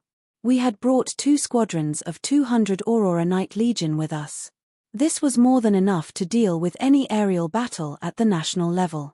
We had also temporarily hired 6 black dragons and 4 red dragons, which would be a powerful assistance. Unlike other enemies, beast stampedes were also part of the food chain. Dragons were at the top of the food chain, and they could use their draconic might and dragon roars to suppress and disperse small beast stampedes. And if we had to fight against fire elemental creatures, red dragons with incredibly high fire resistance and black dragons with full magic resistance would be the most suitable aerial forces. The only regrettable part was that these dragons were still only young or middle-aged dragons. It was impossible to hire immemorial dragons or higher. Little Red's reputation still needed to be improved. That's why I came along. A black-haired girl was munching on a disgusting fruit. During the past 2 weeks, the Masked Dragon Queen had become quite famous for robbing people of justice points. Yep, that's right. The Masked Dragon Queen's figure and draconic might were far too easy to recognize. However, the victims didn't dare to complain to the Dragon Queen. Not to mention, there weren't many robbers per person, so the matter could only be left unsettled. Actually, I personally felt that the dragons were already used to robbing each other. She was currently sitting by a window and enjoying the snowy scenery. However, I was becoming more and more curious. Shouldn't she be running back to Dragon City and being annoyed by countless tasks? I was indeed quite happy that Little Red had appeared in time, but I felt like something was off. Don't tell me that you felt like you couldn't finish all those tasks, so you just gave up and ran away. Why aren't you saying anything? Hey, you didn't really sneak out, did you? You're the Dragon Queen, the boss of Dragon City, the ruler of the underground. Can you stop acting like a naughty brat who skipped school because she didn't finish her summer homework? Aren't you the same? You're so weak already. Can you even fight right now? If we're going to make the best use of everything, you should be in the backlines dealing with government tasks. Right, I can be your bodyguard. Yep, I'm your bodyguard right now. Remember to pay me by the day. I felt rather helpless as I looked at the Dragon Queen who was spouting nonsense and acting shamelessly. However, when I considered the fact that a super red dragon like her would have an obvious advantage against fire elemental creatures, I indeed didn't intend to send her back. Fine, do whatever you want. But don't even think about hiring me. Still, if your luck is too bad, your red dragons will indeed receive the best hiring fees. Little Red had an expression of astonishment. She was just saying it casually. Could it be that she would really be able to obtain any benefits from this rescue battle? Volcanoes. If volcanoes really do appear, wouldn't your red dragons be able to migrate here en masse? Why did the silly cat bite me? Cough, cough, I was just making an analogy. I didn't mean it for real. Renee, we'll definitely win. Behind me, Renee and the others were glaring at me with displeased expressions. If volcanoes really did appear, that would be the same as announcing the destruction of the Charal Autonomous Region.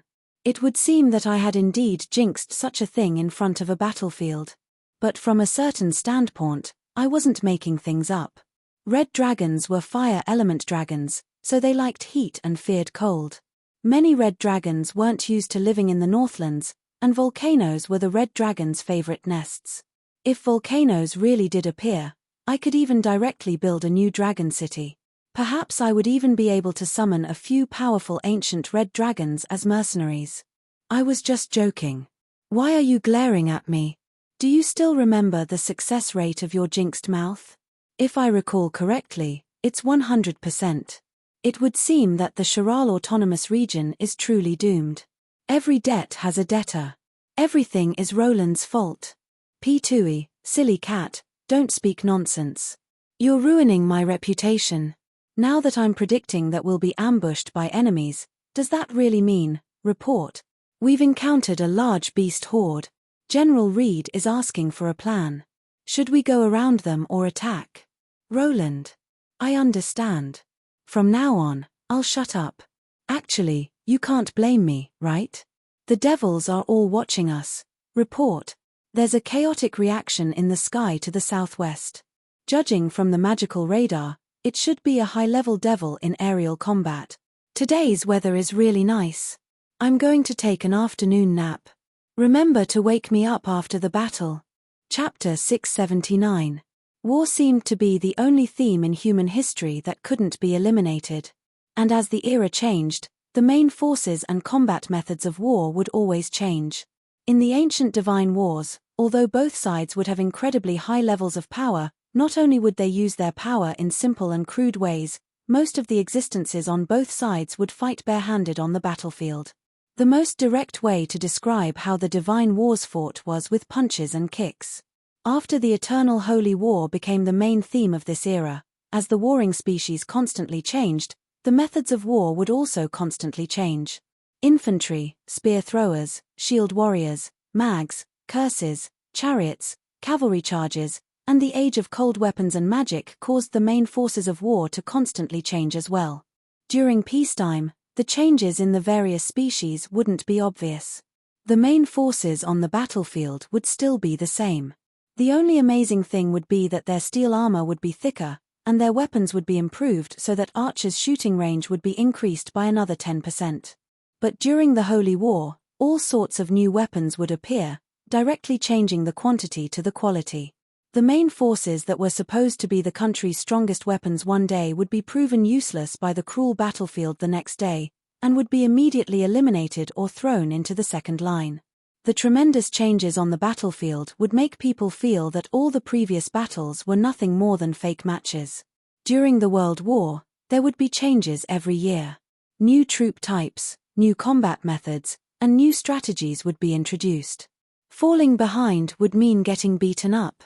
When all the chips, no matter if they were resources or intelligence, were thrown into the cradle of war, and when thousands of years of accumulation were forcefully converted into combat strength, anything was possible. And now, the Holy War had officially broken out. Magical engineering technology had greatly developed and changed many things. There were countless highlights, with new troop types and equipment attracting countless gazes. However, The most obvious difference between the Holy War and the Holy War in the olden days, and the brightest among all the stars, was the widespread and commoner use of aerial units. In the past, only a single human kingdom would be able to raise a single Griffin squadron. Small and medium-sized countries that could raise aerial knights would be incredibly wealthy. However, these precious aerial knights wouldn't be used on the battlefield to kill enemies. When considering how precious they were and the cost of maintaining them, even if the price was 100, they would still feel like it was a loss. In that era, these precious empty knights were often carried by the sons of nobles. Their main job was to investigate and act as messengers. At most, they could suppress the enemy to a certain extent under absolutely safe circumstances. They could be considered a type of scout unit. Even if he really wanted the Griffin Knight to attack the ground, how could he expect the aerial knight to shoot the crossbow from the sky? That pitiful accuracy and range would be worse than spitting on the ground. At the very least, it would disgust the enemy and damage their morale. At the very least, in the Yongyea era, the expensive aerial knight was either a guard of honor or a scout. It was impossible for the bone dragons to find a decent opponent in the sky. Back when the Mist Kingdom was still around, the Aurora Knight was a top-level military unit that shook the entire world. And now, only a dozen or so years had passed. Bardi's Dragon Knight Squadron, which had expanded by at least 10 times, was now a familiar sight to everyone. Everyone was already used to the airships and airships flying overhead. If anyone still viewed the Dragon Knight Squadron as nothing more than a decoration, they would obviously be behind the times. Donglan's magical engineering technology is the best in the entire world. The Mist Kingdom's technology is the best in the world. I ignored this great engineer who said something so subtle. At the very least, they had completed the mission I had given them. Our scout airships had never stopped patrolling. Our scouts had already discovered the enemy beasts' tracks before they could even see the enemy beasts. And even if the scouts' aerial knights made a mistake, our large magical radar had already locked onto the illusion face devil's amulets with the assistance of our engineers. Yes, the enemy beasts could use their monkey claw amulets to block out the enemy's tracking. But now that we had a sample of the amulets, those amulets actually became tracking devices. It was quite easy for us to use magical radar and mage detection magic items to find the enemy beast's location. The scout's memory ball transformed into an illusory scene that allowed us to see the enemy beast's battlefield. The enemy beast's battlefield was a flat road between valleys. It seemed wide, but there were tall mountains on both sides. This road was also a slightly higher mountain road. The rugged terrain forced the knights to slow down. As long as the enemy beasts blocked the path in front of them and suddenly attacked from both sides of the mountain, it would indeed be possible to completely wipe out all the knights gathered together. Our radar also discovered the illusion face devil's tracks from both sides of the mountain, which allowed us to indirectly piece together the enemy beast's attack plan. Spread out, Senbon. I mean the Phoenix airships and Aurora Knight. Little Red, stop slacking off. Have your dragons cooperate with us. The Borealis hovered in midair as its cabin doors slowly opened. More than 40 Gnome Phoenix airships and nearly 100 Aurora Knight airships swarmed out. The dragons that were protecting the airship also began moving out. Another order had been given. All the knights on the ground were to stay where they were. The upcoming battle would have nothing to do with ground troops. 8 years ago, in a country war, if a dragon appeared on one side, even if it was a young dragon that hadn't even grown a single wing, the enemy's morale would probably collapse. But now, it would be strange if more than a dozen dragons didn't appear on that battlefield. Dragons are basically the most common troop type. On the radar, the dragon head symbol representing the dragons was slowly glowing. 4 red dragons were flying rather quickly and had already reached the very front of the group. Red dragons were experts in aerial combat, as well as the vanguard of ambushes. Their dragon breath flames that swept across the ground were classic and practical. The warlike red dragons also used their actions to express their desire for battle. Of course, they also desired gold coins. The payment for hiring dragons was directly related to their combat results. Young dragons would naturally desire a carpet of gold coins in their nests, as that would be the prerequisite for them to obtain the love of a female dragon. How were they supposed to get married if they didn't have a marriage room? Young male dragons actually had the same problem as humans. Meanwhile, the 6 black dragon heads flew much slower. They were quite scattered and guarded the sides and front of the group, faintly acting as guards for the weak phoenix airships in the middle of the group. This wasn't a coincidence. Rather, it was a tactical arrangement that we had made for the phoenix airships. Black dragons' flying and aerial combat abilities couldn't compare to red dragons. Their melee combat abilities were only slightly stronger than the shame of dragons, the white dragons. Their corrosive dragon breath had a limited range, and its effects were slow. However, they were still viewed as a powerful dragon species. The only reason for that was because their species' natural talents were far too powerful. Of course, true magic immunity. Black dragons were immune to magic. Of course, it was impossible for anyone to truly be immune to magic. Black dragons' magic immunity was only said to be frightening. Actually, black dragons' natural talents were quite similar to the dark elves' natural talents. They simply had a powerful magic resistance. However, when facing off against novice human mags, this was no different from being immune to magic. The older a black dragon was, the stronger their magic resistance would be. Although we had only hired young and middle-aged dragons, they were still immune to all magic spells below the 7th circle, and would greatly reduce the damage of all magic spells below the 9th circle. Their task was quite simple. They were to protect other aerial units and act as meat shields when necessary. Heavy crossbows, instant cast spells, and magic scrolls were the main weapons of aerial combat. Since speed was the most important aspect of aerial combat, these young black dragons wouldn't have too many magic circles. These young black dragons could barely be described as an impregnable flying fortress against ordinary mags and aerial combat mags. When they arrived, just the dragon's might of the crimson dragon that seeped out immediately attracted the opponent's attention. In the midst of the chaos, the aerial units in the beast wave began to fight. However, the red dragon's dragon breath arrived first. The dragon's might, which was at the top of the food chain, was fatal to the beast wave. In front of the dragons, the low-level flying magical beasts could only tremble. They didn't even dare to fly up and fight back. Meanwhile, the magic vultures, thunder rocks, wyverns, manticores, and other mid-level and high-level magical beasts that were barely able to fly weren't greeted by the angry roars of the dragons. Instead, they were greeted by the Aurora Knight's assault. Countless ice shards flew everywhere. In the instant that the magical beast's vision became hazy, the Aurora Knight's ice dragon spears viciously stabbed into the flying magical beasts' bodies. The exploding ice magic stole the victim's life force and body temperature. This was the Aurora Knight's most commonly used aerial combat combo. In just a single exchange, the powerful mid-level and high-level magical beasts all fell to the ground like dumplings. Using the Aurora Knight in the past was actually a mistake. Rather than using them on land attacks, it would be better to make use of their advantages as instant cast ice magic and aerial heavy armor units, allowing them to have a tremendous advantage in aerial combat. Unlike the aerial magical beasts that relied on their instincts to fight, the Aurora Knight, who were already used to battle tactics, always maintained a formation of several riders.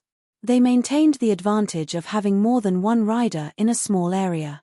When they encountered top-level magical beasts that were difficult to deal with, they would directly go around them and let the thick-skinned dragons deal with them.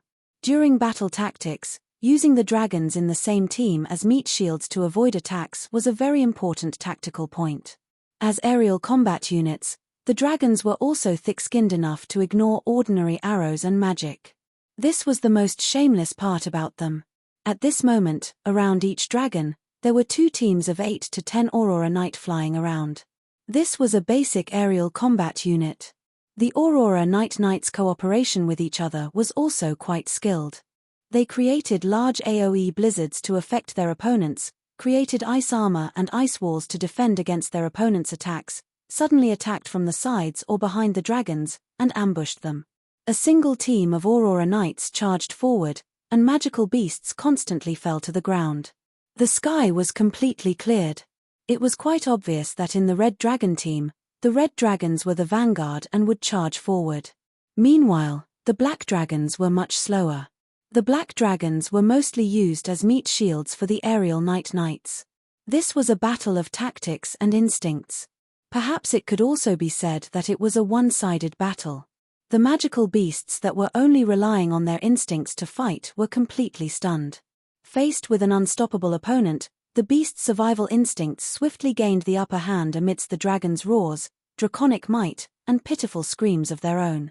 No matter how the illusion-faced demons urged them, a large number of aerial magical beasts began to desert, even though they outnumbered their opponents by more than 10 times. At this moment, the fragile Phoenix aircrafts finally arrived on the battlefield after their aerial dominance was guaranteed. They began their work. This time, their mission was exactly the same as the previous demon wave.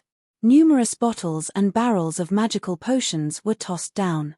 The improved special potions were even more effective than the previous demon wave. Soon, the beasts began to riot due to the effects of hormones and special potions. This was the foundational difference between the two sides when it came to combat, as well as the difference between intelligent creatures and wild beasts. Targeted potions, advanced combat tools, and combat methods would determine the victor from the very start. The improved potions were very effective. The wild beasts' ferocity and reproductive instincts were stimulated, and the only targets they could vent on were their own kind. The entire beast horde became a sea of infighting. Once the aerial dominance was secured, the Aurora Knight and dragons began their next round of aerial attacks. However, they discovered that the damage they were causing was far inferior to the beast horde that was self-harming due to the potions. Thus, they focused on protecting the aircrafts, replenishing their ammunition, and continuing to scatter potions. The Phoenix aircrafts replenished their potions 4 or 5 times before the ambushers were almost completely wiped out. Even though it was winter, the smell of blood still wafted through the air. Corpses of magical beasts could be seen everywhere. It was likely that we wouldn't even be able to find the remnants of illusion-faced demons in the chaotic mountains. After the illusion-faced demon died, the beast horde began to flee in all directions due to the threat of the dragons and powerful enemies. We had obtained victory, and our own losses were negligible. However, I was unable to feel happy at all. We wasted an entire afternoon, and even used up more than half of our special potions. Those bastards don't know how to treasure their ammunition at all. The most troublesome part is that the enemy managed to predict our path of reinforcements. In that case, they definitely have a backup plan. Chapter 680. The name Chiral Autonomous Region explained many things. It wasn't a country. It was merely a self-managed territory. In fact, for quite a long period of time, Chiral had been isolated from the diplomatic circle of the entire Northlands. In this fantasy world that was dominated by feudalism, human domain lords and nobles were a type of status, as well as a type of bloodline responsibility. Of course, it was also a type of power. In Aishi, which had nothing to do with peace, nobles had a series of enviable privileges. For example, as long as they surrendered in time, they would be able to keep their lives, and as long as they paid a sufficient amount of ransom, they would be able to return home with relative dignity. Of course, this was only limited to internal conflicts between humans. This was also why human nobles would fight to the death whenever they encountered a foreign war. It would be either you or I who died on the battlefield, and internal conflicts wouldn't be as intense. Another privilege that people envied was that only nobles could become domain lords. This was an unspoken rule that made people feel helpless. However, most people took it for granted. There were very few methods for commoners to become nobles. The most reliable method was to use brute force to develop uncultivated land. Even if one succeeded in developing a new territory, such a knight would be viewed as inferior by others. At the very least, it would be impossible for such a knight to enter the circle of major nobles for at least 3 or 4 generations. Such a relatively closed concept of social class existed in every country. Nobles in every country would marry each other, which deepened the circle culture. Even if a country was destroyed, local domain lords and nobles would still exist, which greatly weakened royal authority. There would often be situations where the royal family would still fight to the death against a powerful enemy, while the nobles would surrender to the enemy because they had a better bargaining chip. Noble heraldry only studied the history, family emblems, bloodline inheritance, benefits of nobility, and inheritance rights of nobles. It was now a specialized subject that would take several years just to study. From a certain standpoint, it was quite boring. Cough, cough, it was a type of culture. As for Shiral Autonomous Region, even though it couldn't be called an independent country, the domain Lord Harbal family was actually recognized by the Northland's noble circles. This was because Kakaga Harbal's bloodline originated from the Mist Kingdom, and he had once been a local noble of the Mist Kingdom. Things like history and ancestors' honor were not worth mentioning when you met someone who didn't acknowledge you, but if you threw it into the circle of nobles who talked about ancestors' honor every day, it would be a big deal. Unlike the relatively stable central regions of Ike, the Northland's nobles didn't have a long history. The map of the various countries kept changing, and a family with a history of 300 or 400 years was already considered quite old. As for the Haber family that originated from the Mist Kingdom, they weren't recognized when the people of the Mist were in decline. But when the people of the Mist rose again in power in the Northlands, the Haber family instantly got a free ride. That was why, even though he was just a feudal lord of an autonomous region, cunning fox Kakagalal dared to shout at the counts and marquises of various countries. With the advantage of being a landlord and his past reputation, the feudal lords of various countries really obeyed his orders and sent out their own bodyguards and mercenaries. After all, this wasn't a civil war between human kingdoms. Once the defense line was broken, the hungry beasts wouldn't spare your life just because you had a noble bloodline. On the contrary, the tender skin and fat bodies of noble children who lived like princes were even more delicious. Damn it, just where did these beast waves come from? The mercenaries clearly drove away all the beast hordes on the map. Faced with the endless beast hordes, Shiral's autonomous region had already given up on all of its outer defense lines. The outer cities were all conquered, and the villagers who didn't manage to evacuate in time had no chance of surviving. In front of the beast hordes, the formerly famous Shiral guards and mercenaries performed quite poorly. Their organization was in chaos and they lacked manpower. The long-term lack of training meant that they didn't even have enough weapons and equipment. They lost their lives for nothing, and there were even deserters who appeared under the threat of the beasts. Shiral's autonomous region used its own misfortune to teach all the Northland's domain lords present a lesson. Even if they were in a period of internal peace, they still couldn't hand over their own sword to others. There were over 20,000 professional soldiers, but less than 4,000 of them could actually participate in battle. Meanwhile, the temporary mercenaries and bodyguards that were gathered here, and there were easily 10,000 strong squadrons. This was actually quite normal. In this day and age, with the threat of beast hordes in the wild, it was quite normal for a domain lord to bring over 100 mercenaries and bodyguards with him. Several hundred nobles easily gathered an armed force of over 10,000 people. Not only that, they were all personal guards, professional bodyguards, mage consultants, and so on. Shiral's combat strength seemed to be even stronger than the regular army. Those who only brought 1 or 2 bodyguards and dared to wander around the entire Northlands were even better. After all, that only meant that a single powerful individual's power level was comparable to over 100 professional warriors. The nobler a person's status was, the stronger their ability to disguise themselves would be. Shiral's autonomous region currently had many members of the royal family and major nobles. Rather than temporarily mobilizing and organizing commoners to act as a defense line, it would be better to find these people to save their lives. Gagar lived up to his reputation as a sly fox. He managed to find a way out of a desperate situation. His own reputation and relationship with the Mist Kingdom also made his summons effective. Now, it was all thanks to the mercenaries and bodyguards that the domain lords brought over. With the advantage of the city walls, they managed to create a temporary defense line that successfully blocked the beast hordes. However, nobody knew how long they could last against the endless beast hordes in the wild. The only thing they could hope for was that reinforcements would arrive as soon as possible. The Eagle tribe. They should be the closest reinforcements. The barbarian tribe that was allied with the Shiral autonomous region lived in a mountainous region not far from Shiral. They were the most likely reinforcements to arrive. However, only Gagar himself knew that he couldn't count on his trustworthy barbarian allies. They've made a lot of money selling ores these past few years. Who would still want to live in the mountains and suffer from the cold?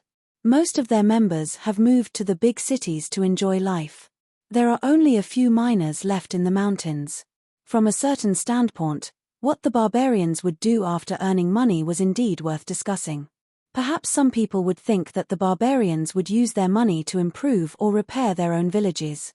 However, the barbarians of the Eagle tribe gave the most direct answer. They would take their money to the cities and become rich. Since they'd already become rich, why would they still stay in the mountains bare-chested? The nearby barbarian elves and beastmen tribes. They should still have enough combat strength, right? Let's pay them to help us at all cost. There were quite a few mixed bloods among the residents of the Sharal Autonomous Region. However, those who lived in the city were mostly mixed bloods who had accepted human culture. The mixed blood tribes that worshipped the beastmen's totemic culture and the elves' mountain lifestyle were also scattered outside the city of the Sharal Autonomous Region. The mixed blood tribes maintained a seemingly distant relationship with the Sharal Autonomous Region. They often traveled down the mountains to the city to purchase daily necessities. However, they always refused to assimilate into human culture. Their combat strength was outstanding. If it had been 8 years ago, it would have been a good idea to ask for reinforcements from them since they were of the same origin. However, right now, Gaga was filled with regret. He regretted that he had acted so quickly and so viciously. There are still primitive barbarian tribes in this world. Our tourism plan has opened up all of those tribes to the public as tourist attractions. All sorts of bandit strongholds and tribal streets are well received by tourists. Those barbaric mixed-blood warriors. They couldn't have all been killed. Or exiled. The guard leader had an astonished expression. As the leader's personal guard, he had never heard of such a thing before. Could it be that there had been a secret bloody massacre? Is this something from that generation? In this day and age, who would still do such a thing? Rather than fighting and killing, it would be better to get rich together. They took a large amount of compensation for their relocation. Those who wanted to live with the elves could directly go to the kingdom of the elves to buy houses and residences. After all, the Mist Alliance had the support of the elves, so they weren't afraid of being bullied. Those who wanted to experience real beastman life could directly take the compensation and go to the beastman plains. I just received a letter from them a few months ago. They're living like emperors. Even the mixed blood can spend money to buy a tribe leader. Even I'm envious of their simple lives. From a certain standpoint, the Sharal Autonomous Region had also risen in power. The result of every inch of land around it being worth its weight in gold was that everyone was only interested in money. All the potential reinforcements had been developed and opened up to the outside world. All that was left were merchants who wanted to get rich together with everyone else. Hoping for merchants to fight on the battlefield? That would be blatant murder. Perhaps Gaga wasn't the best leader in the Northlands, but he was still a publicly acknowledged talent in the Northlands, an outstanding business genius. But now, he had an expression of helplessness and regret. I can only hope that the Mist Kingdom catches up. Their fleet should be able to make it in time. No, for the sake of my future gold coins, they must make it in time. Chapter 681. Considering the great distance between the Mist Kingdom and the Sharal Autonomous Region, I had already expected this scene when Donglan's reinforcements were ambushed multiple times by beasts. What a spectacular sight! In the distance, there was a volcano erupting into the sky. A large amount of gas and volcanic debris were mixed together, forming a thick layer of grey smoke. Amidst the smoke and dust that filled the sky, the core of the volcano lit up with flames. Lava slowly flowed from the surroundings, and the high temperature began to burn the entire land. The powerful eruption sent volcanic debris all the way to the stratosphere. The sky was filled with suffocating volcanic ash and floating rocks. Even though we were far away, we could still feel the great power of nature. No matter what was in between, it probably couldn't survive. Sharal Autonomous Region is finished. Along the way, we met with more than 10 interceptions. However, the total number of ambushes we encountered wasn't as many as the first time.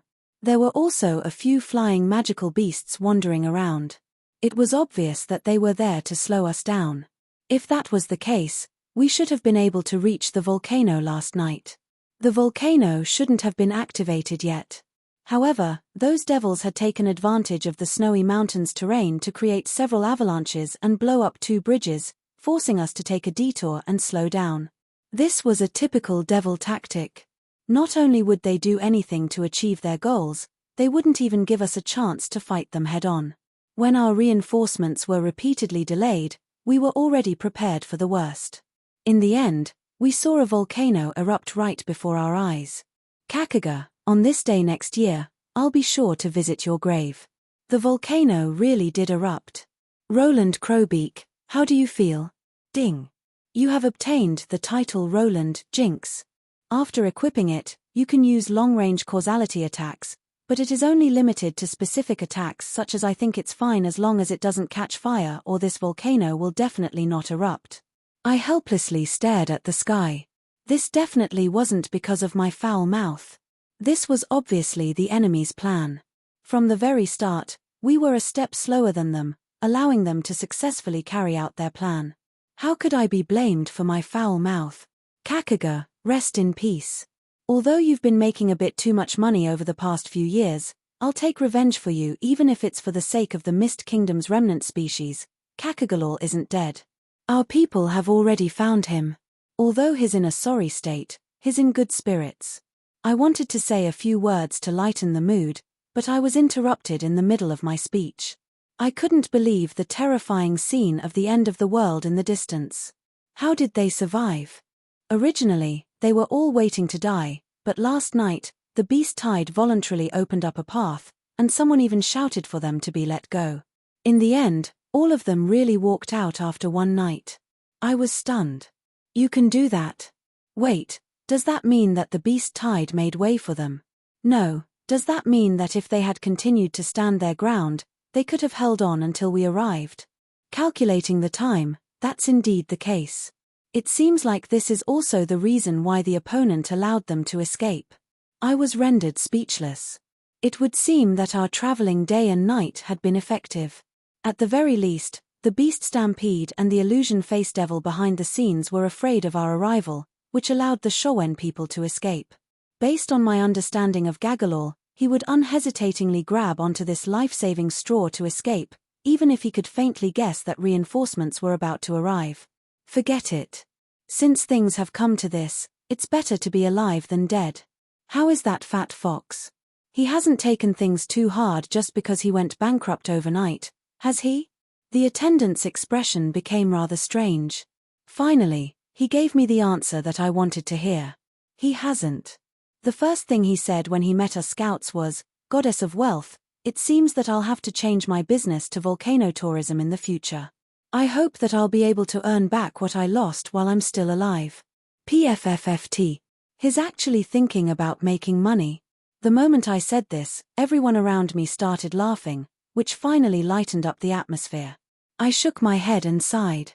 8 years ago, when I first met Gagalor, he was still a far-sighted leader and tactician.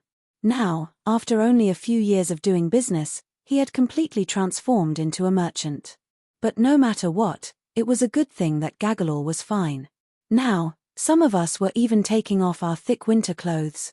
It would seem that this year's weather was truly going to change drastically. Perhaps it really would be possible to start a tourism business. Wag. At this moment, the angry roars of ferocious beasts in the distance attracted our attention. Our aerial steeds brought back images of gigantic fire beasts walking out of the volcano. Countless middle-sized and small-sized fire elementals were also jumping out of the nearby lava. It would seem that the fire elemental plane's dimensional door had opened as planned. We were in for some fun. Let's first construct a defensive line. TSK, it's so hard to relax. We had already sent out orders to rescue the refugees. Due to certain reasons, the Mist Kingdom's warriors were quite experienced in disaster relief. The sudden arrival of our reinforcements obviously gave the mastermind behind the scenes a lot of pressure. They gave up on their plan to surround and annihilate Shiral. Although the Shiral Free State region was finished, the loss of population was still acceptable. When the Berserk Fire Elementals arrived from another plane, the first to fight them weren't the humans from the mortal plane.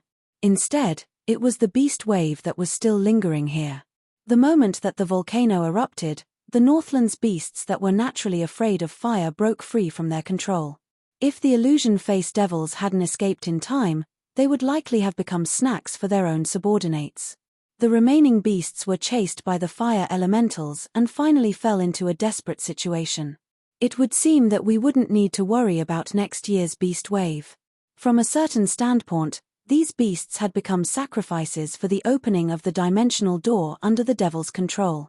As the Northland's combat strength increased, beast waves were becoming less and less of a problem.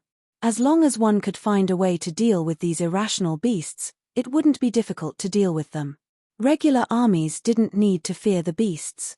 If it wasn't for the fact that the Chiral Free State region had been in such a terrible state over the past few years, it would have been possible for them to deal with the beast wave. However, a beast wave was one thing, while an elemental invasion was another. The former consisted of irrational and unorganized beasts, while the latter consisted of an army led by an elemental lord. Try one. Stop joking around. I don't have such an ability in my current state. Besides, even if I really try one, it might not be of any use. As I looked at the volcano before me, I regretfully gave up on using a forbidden spell. It would be quite tempting to use an Icy-on spell while the devils were still unstable and would be able to earn countless points. Unfortunately, in my current state, not to mention a forbidden spell, I couldn't even cast an ice magic spell above the 5th circle. And even if the devils were foolish enough to make me chant a forbidden spell for several days, it would be meaningless to simply extinguish the flames before me. The dimensional door leading to the fire elemental plane would definitely be located at the place where the flames were the most intense. Right now, it was likely that the dimensional door was at the bottom of the volcano. Even if I used a forbidden spell to extinguish the flames, that would only be a temporary solution. Just like during the demon wave, as long as I didn't cut off the dimensional door, there would be an endless stream of elemental creatures. This was the most troublesome aspect of the Holy War. Before the Holy War, there would be many restrictions placed on the dimensional door in the mortal plane. Any teleportation would require a high or low price. For example, once a dimensional door was opened, it would be impossible to close it. Teleportation would be as difficult as visiting a neighbor. An ordinary small-scale battle would easily become a meat grinder of a long drawn-out battle. Perhaps this is the devil's goal. They want to borrow the power of the fire elemental plane to stall us. The devil's scheme had already been realized. Some things weren't difficult to guess. In order to overturn the Mist Alliance, which was becoming stronger and stronger, a sufficiently large price would be required. However, the residents of the lower planes were obviously unwilling to fight to the death against the Mist Alliance. However, the devils were most familiar with finding a third party to give the devils some trouble. The flames in the distance were rising higher and higher. The opening of the dimensional door allowed the power of the fire elemental plane to surge in. The rapid increase in temperature indicated a change in the environment. However, the violent fire elementals had no intentions of leaving the volcano. They were also accumulating power in preparation for the upcoming elemental war. It would seem that we need a sufficiently solid line of defense. Renee, summon all the leaders of the Mist Alliance. Don't forget to inform the Great Snow Mountain Magical Realm and the Contract Hero Guild that we need to have a proper discussion. Even if you don't want to make trouble with the Chaos faction, the Chaos faction will make trouble for you. Chapter 682. From a certain standpoint, the volcano eruption was both accidental and inevitable. We had made many preparations in order to deal with the Holy War. The entire Northlands was now united, and the Northlands Alliance, which was difficult to deal with and didn't have many benefits, would only become stronger and stronger as time passed. This sounded excellent, but while you were scheming against others, others would also be scheming against you. Although the Northlands would be difficult to deal with without any benefits, the wise wouldn't choose such a troublesome opponent. The Chaos faction had forcefully found the fire elemental plane, which didn't care about any benefits or losses, and forcefully dragged the Northlands into the battlefield as well. You want to accumulate power by yourself and easily become the final victor? Dream on. The world isn't as easy as you think. The Chaos faction taught us a lesson by teaching us that plans couldn't keep up with changes. In this day and age, nobody was an idiot. But, from a strategic standpoint, this wasn't without any benefits. At the very least, we were now more and more confident in refusing to ask for reinforcements from other countries. I'm truly sorry. We really want to help you as well, but we're also having a difficult time on the battlefield.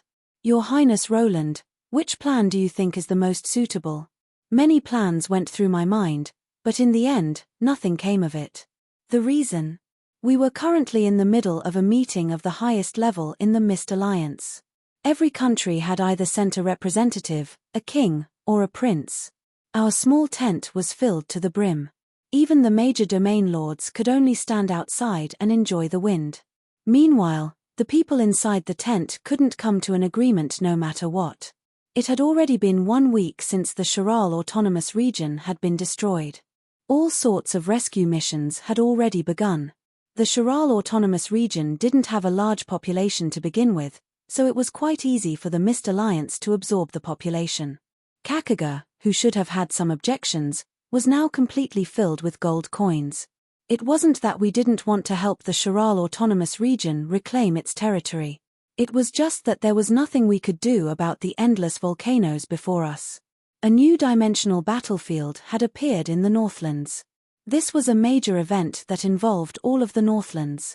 It was only natural that we would invite the leaders of every country to come and discuss countermeasures. But, what made us feel helpless was that we were still unable to come to an agreement. Those who are closer feel that it's a threat. They want to use the Mist Alliance's power to quickly extinguish the flames. This is understandable, but it's truly impossible. However, some lords believe that it's enough to just isolate the area and increase the temperature of the northern lands. In the long run, it might not be a bad thing.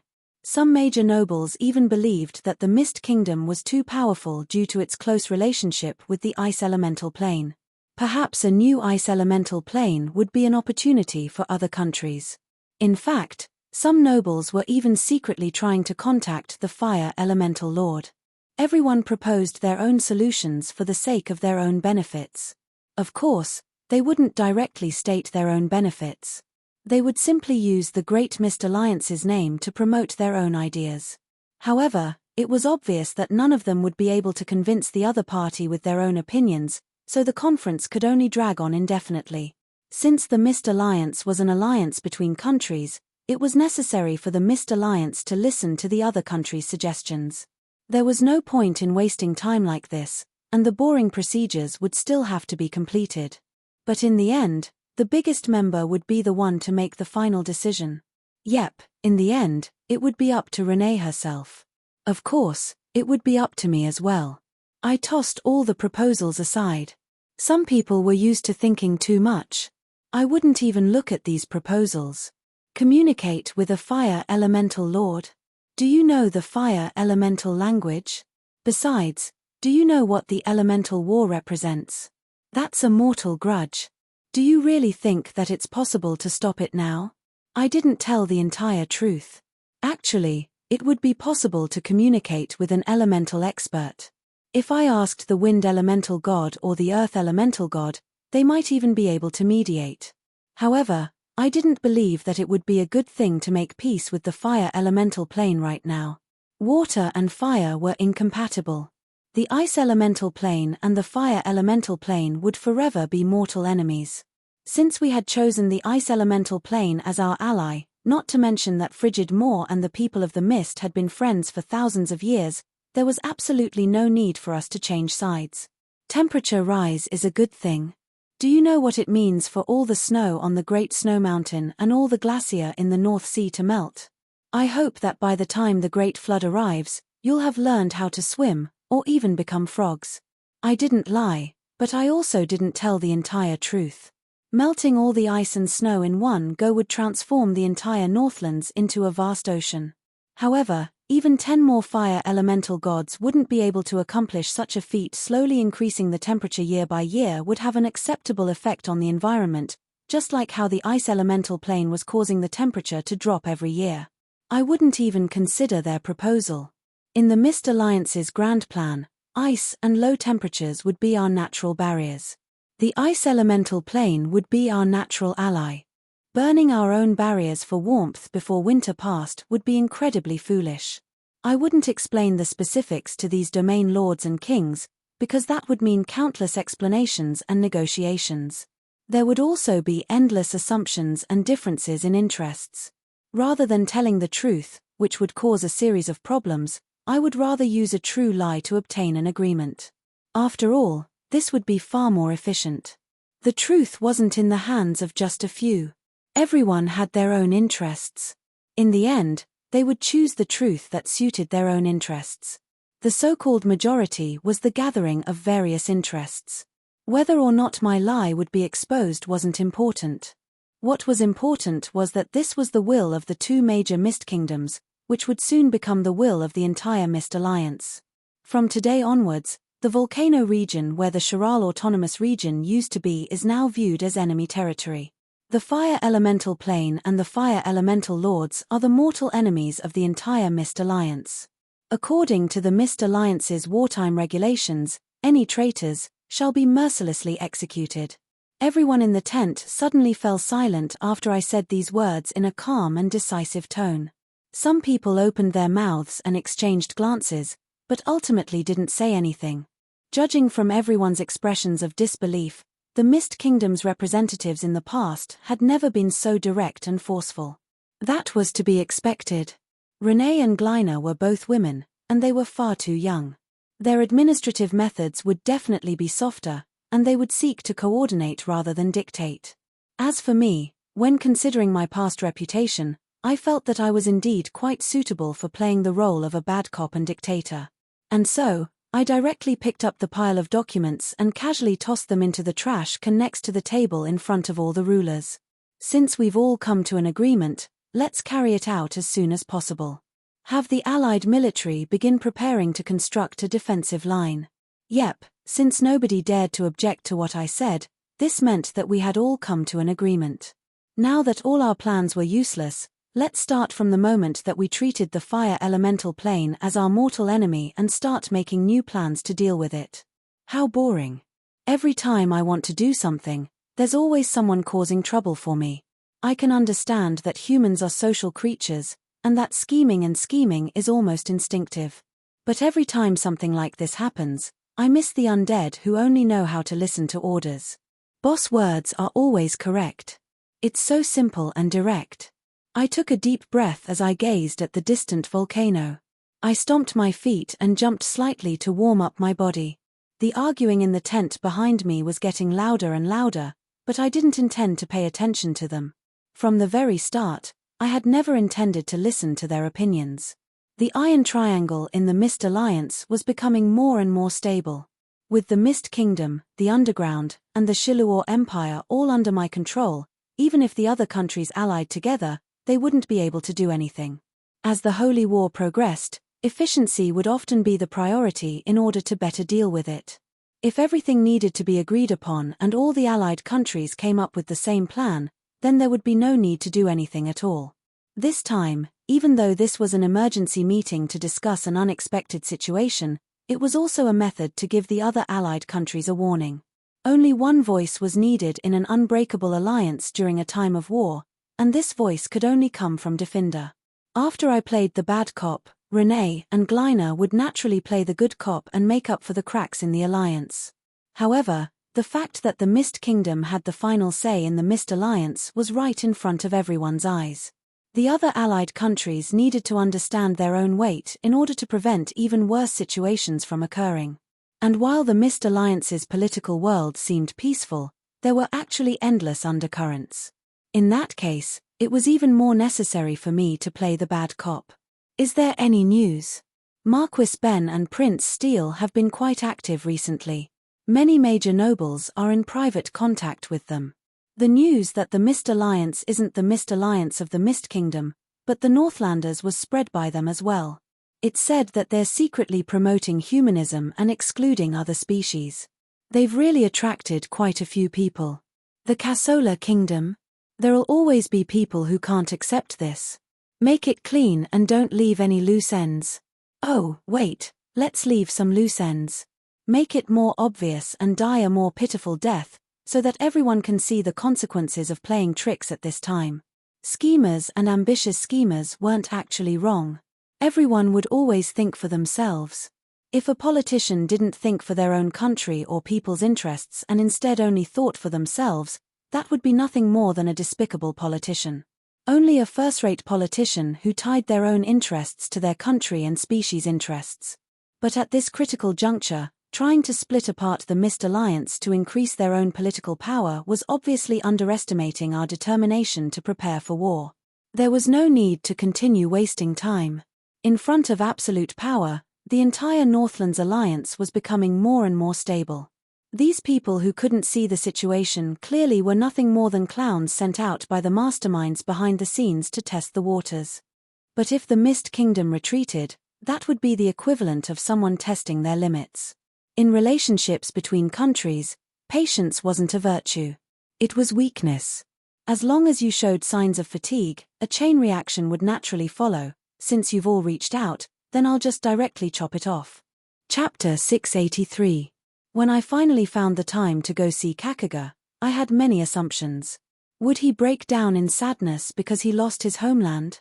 Would they think that they were determined to take back everything they owned? Or would he become dispirited and restless because he suffered a severe blow? No matter what, he's probably changed. It's so embarrassing that he fell so quickly in the past few years. However, I never expected that Kakaga would have such an expression when I saw him. Brave adventurers and contract heroes, the evil inferno demons are right in front of you, but are you truly prepared to deal with them? This is the final battle on the front lines of the flames. Don't miss this opportunity. Ice enchantment scrolls, ice potions, and fire repellent staffs are all top-level equipment meant for dealing with fire creatures. And as the former owner of this place, not only can you obtain free maps from me, I'll even give you a mission. As long as you bring back a soul core or mana resource from an elemental creature, you'll receive my reward. Kakaga wasn't the one shouting with a megaphone, but rather his former secretary. He was currently squatting next to a price list and eating a pancake in an unseemly manner. He was even sweating profusely as he ate. If I didn't know him personally, I would have thought that he was just an ordinary merchant. What was incomprehensible was that he wasn't glaring at the mountain of flames with deep hatred, nor was he depressed or helpless. He was no different from how he was in the past. Hey, isn't this Your Highness Roland? Are you here for a tour or a vacation? If you intend to go explore, I have some good stuff here. I guarantee that the flames won't hurt you, and I'll give you a 40% discount. Kakaga was actually the one who greeted me first. However, my eyebrows kept twitching as I saw this scene before me. If I were a slightly more normal soldier, I would have probably thrown Kakaga into prison already. The reason? Kakaga was currently selling the adventurers all the military resources that had just been given to the human armies. In order to seal off the fire elemental creatures, the surrounding human armies had probably already given out fire-resistant military resources. There was also a seal from the allied armies beside the products. Where's your army? A total of 3,000. More than 2,000 died in battle that night, so there's probably 400 or 500 left. They're useless anyway, so they've all been dismissed. Hearing this, I was truly stunned. The next moment, an indescribable anger rose within me. However, Gagalol spoke first. Country. I know that you guys don't recognize Sharal as a country, but at least it's a territory, right? If the territory is gone, what's the point of having the soldiers guarding it? It's better to let them go back and reunite with their families. It hasn't been easy for them to survive. He seemed to be a little cold. Rubbing his hands together, Gagalol stood up. Although his expression was as calm as ever, I could see the sorrow and hatred in his eyes. Do you regret it? I didn't mean regret, but I knew he would understand. Regret. That's the most meaningless thing of all. That's because my choice back then wasn't wrong. The trade route was perfectly suited for the Sharal Autonomous Region to begin with, and it's also thanks to this trade route that my citizens' living standards rapidly improved. Our status in the entire Mist Alliance also improved. Gagalol paused for a moment and mysteriously fell silent. He then became even calmer. If I could do it again, I would still choose this trade route. The Shiral Autonomous Region doesn't have many permanent soldiers to begin with, and we don't have enough population or combat potential. The hybrids aren't even able to keep up with the times. Rather than being on guard against this, we'll miss out on a great opportunity for the Mist Alliance's development. I might as well take a gamble and focus on the trade route. It's just that our luck was a little bad. There just happened to be a volcano right under our feet, and a fire elemental lord even came looking for us. I mysteriously felt guilty as I kept repeating in my mind, it wasn't my fault. It wasn't my jinx. But since we've already enjoyed the benefits of our choice back then, it's only natural for us to pay the price for our choice. What's the point of regretting it? If we have so much free time, we might as well think about the future. I could sense that he was speaking from the bottom of his heart. Perhaps the entire Mist Alliance had underestimated him. Weak countries also had their own methods of survival. Strong countries could be domineering, sly, and unparalleled. They could sow discord and scheme against other countries. However, weak countries would be playing with fire if they dared to do so. Gagalol had seen through the future trend of the Mist Alliance's unification. In front of such a trend, the Mist Kingdom would definitely eliminate any troublemakers. Even if there weren't any troublemakers, the Mist Kingdom would at least find one or two troublemakers to make an example out of them to establish their authority. Since the unification of the Mist Alliance meant that there would be no internal conflicts, only a cold war, Gagalol appeared to be greedy for peace and had given up on his armaments. However, he was actually using this as a way to remove other countries' guards against him. With the support of two major countries, he was able to focus on the service industry and business development.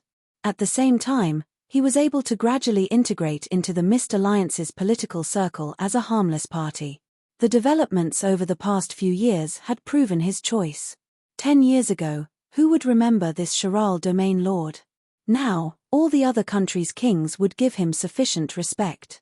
As for the other unnecessary things, Gagalol wasn't in a hurry. He would wait until the Holy War was over. Not having an army also meant that he wouldn't need to send any soldiers to fight in the Holy War. Paying for things like that was completely acceptable, which would actually reduce the pressure on him. After the Holy War was over and the power structure was reshuffled, it might be an opportunity for Shiral to rise up. At the very least, Shiral's economy would improve, and his country would naturally become stronger. Shiral's words wouldn't be any less authoritative. From a small country's perspective, not only was there nothing wrong with such a development path, it was even quite wise and daring. Even if Shiral's reputation was completely ruined in the process, if he played it well, he might be able to obtain the reputation of being the ruler of a prosperous country in the future. But if he was unlucky, just like what was happening right now, he would be labeled as a foolish domain lord who caused the destruction of his country due to his excessive licentiousness. Not only that, he wouldn't be able to get rid of this reputation even after he died. It was likely that his children would be forever tarnished because of this. Actually, the difference between a foolish ruler and an eternal emperor, between a lunatic and a genius, was sometimes just a tiny bit of luck. The unlucky person who failed would always be wrong no matter how he tried to explain it, while the lucky person who succeeded would only be treated as being humble no matter how much he tried to explain it. Do you want to reclaim this land? I do, but it's unlikely. I also know what an elemental war represents. Besides, the entire Mist Alliance, the Mist Kingdom, and you, probably don't want to see the fire being extinguished. In that case, no matter if he's capable of doing it or not, it's impossible to extinguish it. Indeed, the Mist Alliance should be at war, and it would be best if the scale of the war could be controlled. That way, we would have a reason to withdraw from the chaotic battles in the center of the continent. The flames of war in the Northlands would also make the Other Order faction and Chaos faction feel less worried about the Northlands. Perhaps we weren't the ones who started this fire, but looking at it from a long-term perspective, this would indeed be beneficial to the Mist Alliance. I indeed wouldn't allow this fire to be extinguished so easily. Sly Fox smiled honestly, just like a skilled merchant. However, he didn't try to hide the fact that he had already seen through everything. I fell silent. Since Sly Fox was being so direct and sincere, I would seem even more foolish and vulgar if I tried to speak in a bureaucratic manner. Actually, there's no longer any need for the Shiral Autonomous Region to exist. If any other Shiral person had said this, I would probably have thought that they were insane. However, Kakaga had finally gotten rid of his playfulness and was saying crazy things with a serious expression. Chauvinism is actually another name for racism. Back in the day, my ancestors gave this region this name in order to remind their descendants that unlucky people like us are actually a group of pitiful people who have been persecuted and exiled by racism. Since other species don't treat us as their own, us mixed bloods are considered a family. No matter if they're half elves, half humans, half beastmen, or half giants, as long as they're victims of racism or purebloods, they're all our kin. Over the past several centuries, 11 generations of Shiral domain lords have fulfilled their promises, and the situation hasn't changed at all. The entire Northlands are our enemies. They look down on us, view us as enemies, and call us bastards. Pure-blooded humans even treat us like beasts. Apart from the Mist Kingdom and barbarians who are related to us by blood, the entire Northlands views us as lowly outsiders. At this point, Kakaga paused for a moment. The next instant, his murky yellow eyes seemed to glow with a golden light as he became spirited. However, the appearance of the Mist Alliance changed everything. When the entire Mist Alliance began to accept undead, elves, beastmen, dwarfs, dark elves, and dragons, under your policy of equal communication and mutual respect, it became much easier for mixed bloods like us, who were born as freaks, to accept us. Your Highness Roland, we mixed bloods are truly grateful to you for this. At the very least, we don't need to wear hoods and capes anymore. We can walk openly in the Northlands without having to worry about being seen as bandits or bastards, or being treated as slaves or prisoners for no reason. After many mixed bloods, Kakaga's physical appearance was basically identical to that of a human's, apart from his pointy ears. However, deep in his heart, he still viewed himself as a mixed blood, as well as the representative of the mixed blood's benefits. Although he seemed slow and foolish, he actually had a sensitive heart. I won't say anything about treating all species equally. As long as the Mist Alliance becomes stronger, all species will be able to live together. Everyone will be a different species, and no one will be a different species. The Shiral shelter that protects the mixed blood bastards will indeed no longer have a need to exist. It was at this time that I was tempted to start developing businesses and tourism. At the very least, magical engineering technology made the mixed bloods lose all their advantages in combat. Their weaknesses of having fewer people and being uneducated were quite obvious. In order to not be left behind by time, I needed to find food for the future Shiral people. Now that Shiral is gone, it might be a good thing for our mixed bloods to integrate into the Mist Alliance and Mist Kingdom. The Mist Kingdom is such a large country, so we can't mistreat our own people. The old cunning fox patted his butt and stood up, leaving me in the background. I don't need any compensation. As long as the Mist Alliance doesn't fall, and the Mist Kingdom doesn't fall, it'll be enough for us mixed bloods. Right after that, Kakaga's deep voice, which was filled with philosophical thoughts, suddenly became sharp. Everyone passing by, don't miss out on this. The newest top-quality military equipment is on sale. You won't be able to buy anything anywhere else, even if you have money. I risked my life to get my hands on this. Chapter 684. How good or bad a politician was would be judged by the current generation. That was because the moment a politician's reputation hit rock bottom was also the moment a politician's political life came to an end. The result of overly pursuing the common people's interests would be a lack of self-awareness. Most of the time, the opinion that received the majority vote wasn't the truth. Instead, it was the opinion that was viewed as the most correct by the common people. That was why politicians who were supported by the common people would instead be controlled by the common people. No matter how skilled a politician was, the longer they held power, the better they would be at following the crowd. What results they would be able to achieve in the end wouldn't actually depend on their personal abilities or abilities. Instead, it would depend on whether or not the god of luck was on their side.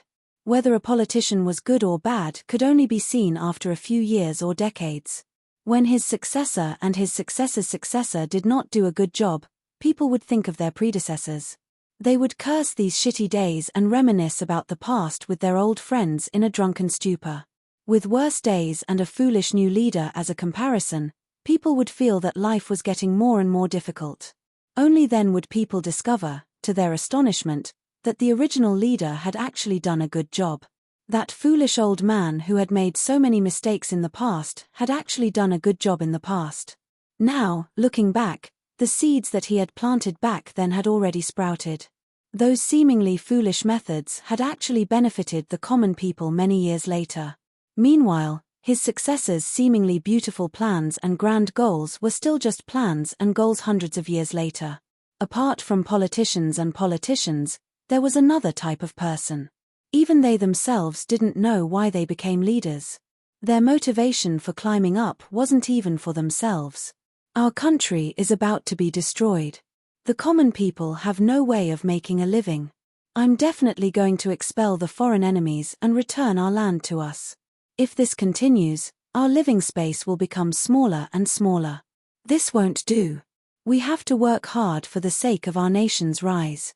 We have to learn from the foreign species' strong points. Most people who thought too much or didn't have enough abilities died on the way. However, there were always some people who were talented and had ideals that others thought were laughable, childish, and impossible to realize. In the end, they persevered and reached the peak as if they were blessed by the gods. They accomplished things that others would never even dare to imagine in their entire lives. Such people were able to leave traces in history. More accurately speaking, they created history. They themselves were a part of history. If one had to find a name for them, perhaps historical figures would be the most appropriate description. But on the other hand, the trajectory of their own destiny was the exact opposite. Politicians always earned the most. The other side of their lack of opinions was that anyone could pay a price to make them speak. They always chose the winner. Before they completely lost, they would always stand at the top of the entire society and enjoy endless glory and wealth. Their strengths and weaknesses could be seen by the people of the current generation. The winner of the endless power struggle was naturally the winner. The fate of politicians was different, but the more they did, the more mistakes they made. Their glory and criticism were endless. The final result might be good or bad, but when it was necessary, they would make their own choices, even if it would destroy their own future. Their achievements would be discovered by later generations. They would either be grateful or angry. At the very least, there would be traces left behind. Historical figures were even more extreme. They had invested a lot and paid a lot, but their benefits might not be as great. In fact, they often didn't even have a good ending. For example, Yu Fei, Jean d'Arc, Xiong, and so on. Their achievements were praiseworthy, but they often died before dawn. Perhaps their deaths themselves were tragedies to begin with. They would become history. They would become role models for future generations. They would also cause countless people to sigh. In fact, they would even become material for creators. The foundational difference between a historical figure and a historical figure and a historical figure was that the historical figure of a historical figure would never be forgotten by others before the history of that particular person or race was destroyed. The Asia continent was quite cruel. It was cruel to the point where centralized political power became the mainstream. It was cruel to the point where the efficiency brought about by power was superior to everything else. Politicians were usually limited to a few specific countries. Heroes were born in troubled times. Many years of war had given rise to countless heroes. However, there weren't many who were truly able to leave behind traces in history. And the commonality of these people was that they had all forgotten about themselves for the sake of a certain goal. As I looked at Kakuga's background, I thought of all the people I knew in the past. Ale, Asso, Aulus, Estrada, and so on. All of them had different standpoints, and they all had conflicting interests. However, there were some things that were similar. Perhaps they would no longer exist, but their ideals and achievements would still remain in this world. They would influence the future of this world. And this old fox who saw through everything but chose to give up seemed to have used his own method to change the future. Kakuga had just been talking about his own political views. Yet, in the blink of an eye, he had transformed into a mundane businessman. He didn't feel any unease at all as he completely focused on his new job. This made me feel like I had underestimated Kakaga even more. Of course you underestimated him. He easily tricked you. Didn't you want to make trouble for him for secretly selling military resources? He only said a few sentences, and you've already forgotten. Harloy's words surprised me. Indeed, no matter what the reason was, secretly selling military resources was definitely wrong. The Mist Alliance's resources were meant for you to prepare for war. Even if you couldn't use them, shouldn't you return them to the Mist Alliance's military? What was the meaning of secretly selling military resources? If everyone learned from you, what would happen to military discipline? Forget it. It's a matter for the Mist Alliance's military. Why should I interfere? However, I didn't really care anymore as I looked at how enthusiastic the Elven Elves were. Some people used their foolish actions to make the World Blade underestimate them. Some people were able to use propaganda and the protection of their ancestors to make others unknowingly overestimate their intelligence and lower limits. From a certain standpoint, after losing their only emperor, the Elven Kingdom, which had a clan system and an elder system, produced more and more sly and cunning politicians. In fact, even the increasingly popular council system was an invention of the elves. From a certain standpoint, the Elven Elves needed public opinion and the support of prestige. Not only did the Elven Elves need to be controlled by the Council of Elders, they also needed to be controlled by the Elven Elves. Royal authority was constantly being restricted. If the Emperor wanted to do anything, he would first have to obtain the support of the Elven Elves. This indeed met my standards for a politician. I wouldn't say that politicians were naturally short-sighted or something like that. However, the Elven Elders would always keep me at a lower limit and challenge my logic. Those elves are connected to the Holy Church. They were even the ones who proposed the Divine Alliance plan to restrict the Mist Alliance. I held the secret letter signed by Swana in my hand. The sharp-eared messenger in front of me was trembling as a mysterious chill froze the ground of my tent. The chilly wind was only a sign of anger. It wasn't that I doubted the veracity of Swana's information. It was just that I was truly unable to evaluate the Moon Elves' lower limits. Originally, I had only thought that the Northland's Moon Elves would desire to break free from the Mist Alliance's control and become independent. I never expected that they would directly collude with the enemy. However, logically speaking, this was indeed a possibility. It was nothing more than an extension of the Northland's foreign policy of befriending the distant and attacking the nearby.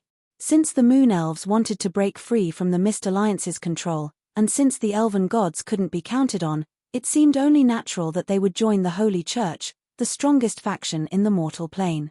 Once the Divine Alliance that would restrict the Mist Alliance was established, the Mist Alliance would naturally have to focus on dealing with the troubles in the south.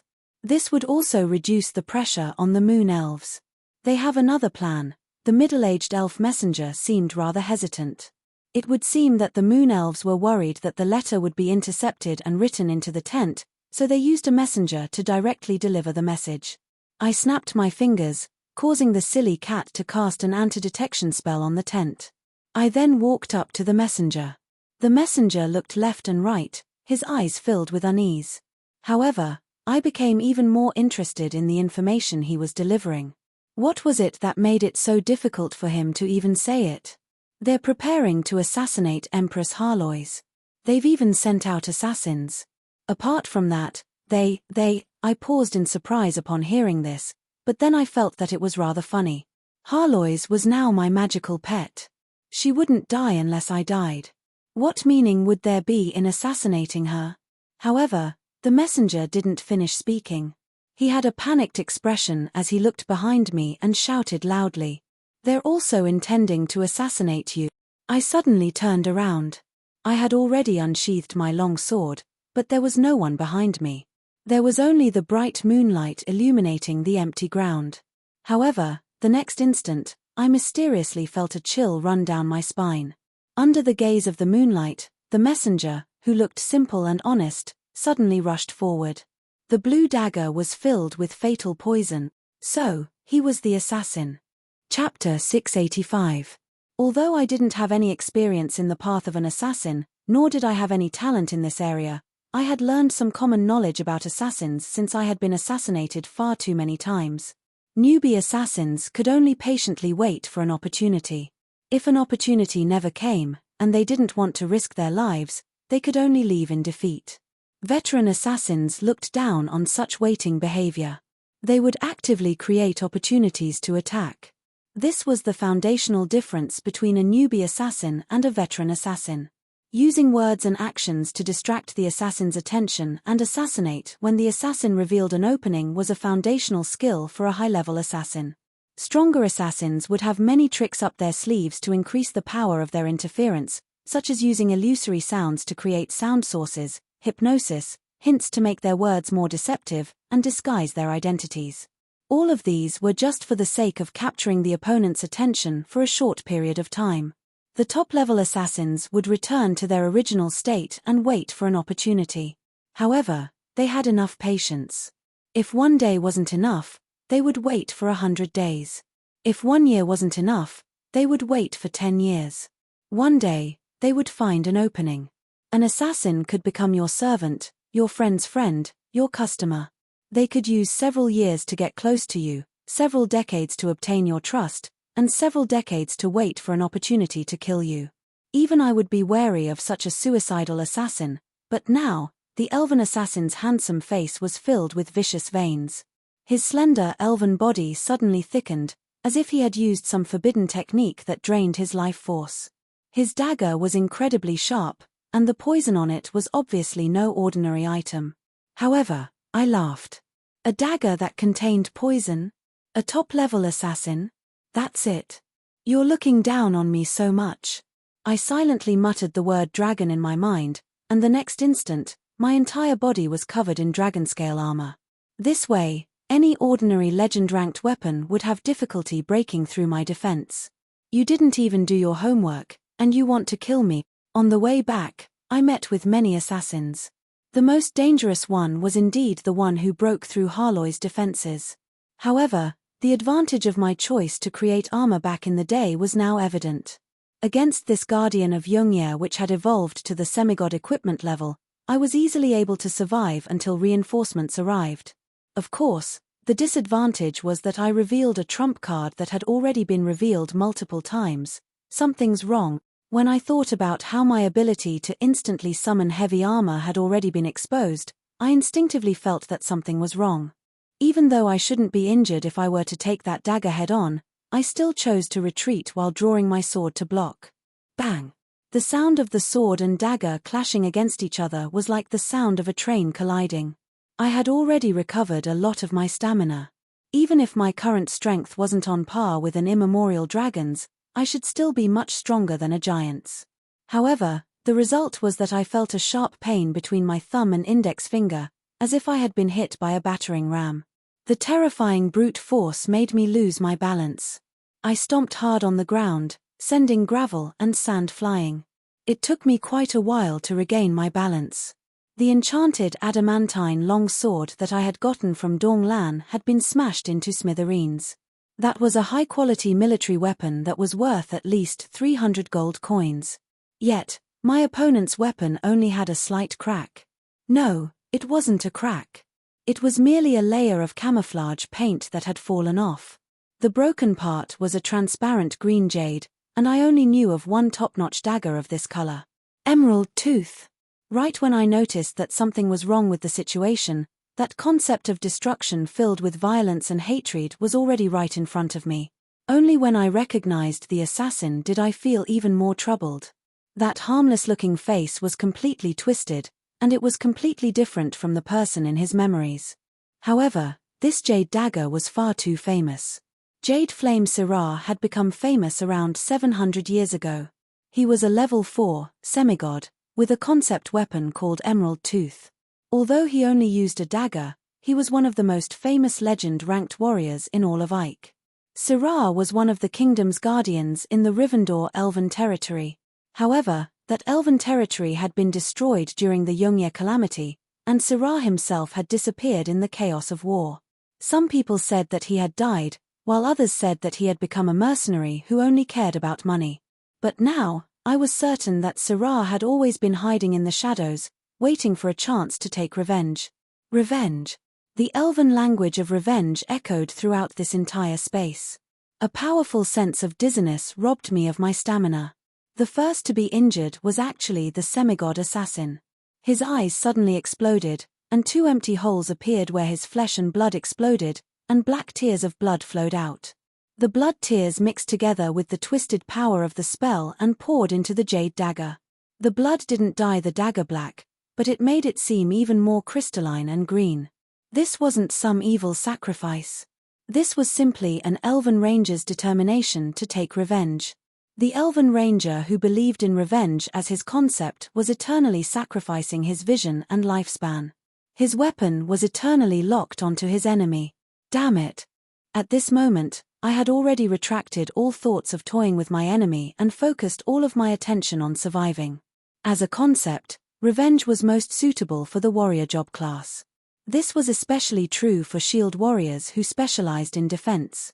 When revenge was used as a concept, it would actually be a type of counterattack. A hunter who specialized in the power of revenge would be able to lock onto a mortal enemy. Just by targeting the target, his weapon of revenge would receive a tremendous damage bonus. This damage bonus would infinitely increase based on the target's aggro and the damage the hunter received. As for Jade Tooth, this famous weapon of revenge was also the most famous double-edged sword. Once the hunter locked onto a target, if the hunter couldn't kill the target within a month, tremendous pain and misfortune would befall the hunter. This pain would also increase the power of the weapon of revenge, as well as urge the hunter to take revenge as quickly as possible. This pain would double every month. After a year, the weapon of revenge would be able to cause the hunter to die a painful death. The hunter could also give up on the target he had locked onto, but the price would be a permanent decrease in power level. But after the weapon of revenge locked onto a target, it would no longer be able to harm anyone else. Otherwise, it would be unrelated to revenge, which would mean that the concept of revenge would collapse. The prerequisites for the power of revenge to lock onto an enemy would be hatred and the reality of being injured. It was impossible for me to harm the hunter right now, which meant that he had locked onto my soul ever since I was still young. This dagger, which should have been transparent, was actually as green as jade. This was the result of over 100 years of accumulated hatred. This lunatic had actually endured endless, life-threatening pain for over 100 years, and this dagger's attack power against Youngya had multiplied over and over again for over 100 years. Sirrah, you're crazy. It's been over 100 years, and you're still locking onto me. Sirrah didn't reply. His 2 empty eyes were still staring at me, but the corners of his mouth curled up into a smile. It was a tacit agreement, a complacency, and a resolution. Insane, completely insane. In front of the power of vengeance that had been accumulated for countless years, a chill ran down my spine from the bottom of my feet. At this moment, I no longer had the confidence to block this dagger of vengeance with my semigod armor. The dagger wasn't fast, but as I stared at its fragile blade, I felt like I would be unable to dodge it. Sirrah's desire for revenge had already locked onto the existence known as Youngya. As a top-level warrior, fighting was already an instinct. The closer one was to death, the faster one's reactions would become, and the clearer one's thoughts would become. In this desperate situation, I thought of an idea. Explode. A simple word in the dragon language caused my precious dragon-scale armor to completely explode. This armor, which was strong enough to block god equipment, was shattered into pieces just like that. The flying pieces not only viciously bombarded Sirrah, who had lost both his eyes, my aura also filled the entire area with the armor's shards, disrupting Sirrah's senses as he lacked the ability to see. As expected, Sirrah's expression became blank for a short moment, and the dagger in his hand also stopped moving. This dragon-scale armor was a part of my physical body to begin with. The moment it shattered, Sirrah could sense that Youngya had shattered everywhere, so it was only natural that he would stop moving. The next second, his empty eyes glared in my direction. Revenge. Sirrah said the exact same words. I was once again forcefully stopped by an invisible force as the dagger slowly and gently pushed towards me. This attack was almost a fatal one. However, this 1 second was enough for me to use another ultimate defensive weapon. It's you, Cat Shield. I picked up the black cat and forcefully blocked the dagger. Harlois then screamed in my ears and in the depths of my soul. "Roland! You damned bastard!" Syrah remained unmoved as he viciously stabbed his dagger into Syrah's body. And then, Jade Tooth stopped moving. Syrah's user had an expression of disbelief as he collapsed and fainted. I sat down on the ground and panted heavily. This time, I had truly escaped with my life. Meanwhile, the silly cat discovered to her astonishment that the dagger stabbed into her chest didn't hurt at all. She then curiously took it out, tilted her head, and thought about it for a moment before coming to an understanding. This Jade Tooth had locked onto Roland's soul. After Syrah sacrificed both of his eyes, this Jade Tooth had permanently locked onto Roland's soul. And, Roland's magical pet also contained a shard of Roland's soul. Since Roland was acting as a meat shield, Syrah would naturally prioritize attacking Roland's magical pet. However, Harlois was still an independent individual. Attacking an unrelated person like her would mean that Syrah was taking revenge on the wrong person. Naturally, the concept of revenge would be shattered, and Syrah would be unable to harm Harlois. Yep, using a magical pet as a meat shield was a method that I had come up with back in the day to deal with the Elven Ranger's power of revenge. It would seem that this method that only existed in theory really worked in reality. However, it was also fortunate that Syrah had sacrificed his vision in order to kill Syrah. Otherwise, this dagger wouldn't have stabbed the wrong person. These things weren't difficult to understand. The silly cat just hadn't understood them at the time. Now that she understood, she understood. I said angrily as I watched Harlois play with the dagger in her chest. "Why did you only wake up now? You're a bodyguard. Be careful that I don't deduct your salary." Upon hearing this, the silly cat's expression suddenly changed as if she suddenly remembered something. "Right, I forgot that I had something to talk to you about. Just now, I was also assassinated. My clone was killed in front of everyone, and now it exploded into a slime. How am I supposed to explain this?" What? Chapter 686. Elven Empress Harlois and you know who were assassinated at the same time.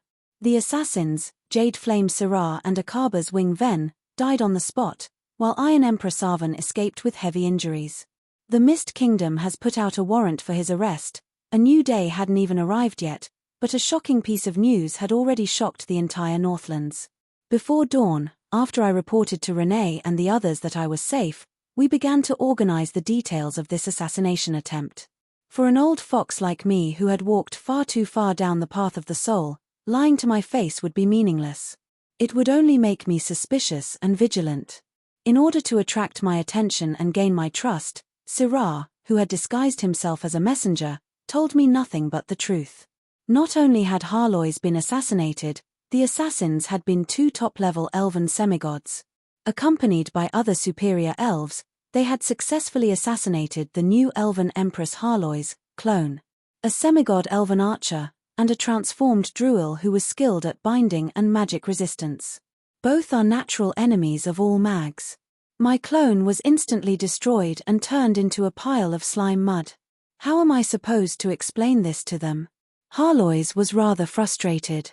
It was no wonder that she reacted so slowly. She must have been focusing all of her attention on her clone's work, and her own assassination attempt had absorbed all of her attention. By the time she returned to my side, the assassination attempt had probably ended, and she came to discuss it with me. Both assassinations had occurred at the same time. It was obvious that the assassins had sent 3 veteran semigods to deal with me at once in order to attract my attention and distract my reinforcements. At this moment, Harlois was still worrying about how she had exposed her slime clone. That probably wasn't important at all. If my clone exploded, I'll just say that it was a ninja magic technique from the East called Shadow Clone. It split into a slime in the end. Shadow Clone? That's ridiculous. Just say that it was a water clone, a water clone. What kind of explanation is that? Isn't it enough that you're still alive and kicking? At most, you can just show off your clone abilities. I felt that Harlois' worries were unnecessary. As long as she was capable of keeping things under control, there wouldn't even be a need for an explanation. If she couldn't keep things under control, any explanation would be meaningless. Moreover, with her identity, it was normal for her to have a few life-saving abilities. Explain. Do I need to explain my life-saving trump card to you? Are you trying to murder me? This sudden incident gave us many things to think about. The newly appointed elf empress had been assassinated by an elf. Harlois had many feelings about this. Wasn't this done by the moon elves? Harlois held it in for a long time before she managed to squeeze out this sentence. Although it was a question, it was a definite tone. Nonsense, if those elves had the ability, they would have long since overturned the heavens. Just because the assassins were powerful elves didn't mean that the assassins were truly the work of elves. The more they acted like assassins from the kingdom of the elves, the more I felt that there was someone behind them. I didn't even need to guess who the mastermind was. The Holy Church. It's definitely him. Only they have this kind of foundation. The Holy Church was the largest faction in the human world. Humans were the main faction, but there were also many powerful individuals from various species who were loyal to the Holy Light faction. Finding a few elven sacrificial warriors wouldn't be a problem for them. However, the Moon Elves are also involved. Perhaps even some human domain lords were tricked by you. Most likely. Let's wait for the investigation results. We felt rather helpless. Even though we clearly knew who wanted to kill us, it was difficult to even take revenge. This was indeed quite depressing. Syrah is an excellent chess piece. Not only that, he's an incredibly valuable chess piece. There was no such thing as the strongest or invincible in this world. Every ability had its own advantages and disadvantages. The power of vengeance was an ancient and powerful power. It was said that it originated from the great demons hunting witchcraft. Many elven rangers still practiced this secret art, and there were even special advanced job classes. However, very few people actually practiced the power of vengeance. Although this special ability would allow the weak to defeat the strong, it was far too infrequent. It was usually reserved for unlucky individuals whose lives were just like the protagonists of a tragic story. Every month of vengeance passed, the power of a vengeance weapon would increase, and a cultivator's pain of heart would also multiply. However, there was a limit to the weapon's material, and there was also a limit to a person's endurance. Naturally, there would also be a limit to how powerful the power of vengeance could be. Logically speaking, Syrah should have long since reached this limit since he hadn't stopped using vengeance for more than 100 years. Syrah had forcefully killed himself, yet he was still alive. His hatred for me was as if it had just happened yesterday. Keeping him alive and using him as a good chess piece is truly. I lowered my body and suddenly swung my jade dagger down, causing blood to fly everywhere. Syrah's dagger had taken his master's life. I was no saint, nor did I have the habit of raising a tiger that would bring me trouble. You want to kill me for vengeance? I was more than happy to try, but be mentally prepared to die in battle if you failed. Although I really wanted to know what had happened, I didn't intend to hand Syrah over to the interrogators. Physical torture would be nothing more than a tickle to a powerful individual who could withstand the power of vengeance. Unfortunately, after Syrah's death, Syrah's myth-ranked weapon, Jade Tooth, had lost its glow and turned into white jade. It was obvious that it had dropped in power level. I could faintly sense that this dagger was changing. Just as I was carefully playing with it, Harlois glanced at Syrah's corpse, seemingly eager to try it. Soul search. No, that's too much of a waste. Soul searching wasn't omnipotent. The more resolute a soul was, the more difficult it would be to analyze. There was no doubt about Syrah's willpower, but since I was the one casting the spell, Syrah's hostility would be far too strong. In that case, rather than wasting Syrah's precious corpse by taking out some mostly useless memory fragments, I might as well make good use of it. Perhaps I could even have Syrah personally tell me who the mastermind behind all this was. I directly tossed Syrah's corpse into my personal bug-like world as I began to consider how Syrah had managed to survive until today. After all, Yungia had destroyed far too many people in the kingdom of the elves back in the day, and the power of vengeance was no secret among the elves. It would be quite amusing if two more mortal enemies appeared. The simplest method would probably be to separate the soul from the physical body and freeze it in cold storage, and then awaken it when it's time to use it. That way, You can assassinate your mortal enemy before the blood moon of vengeance rises in the sky to avoid dying from pain.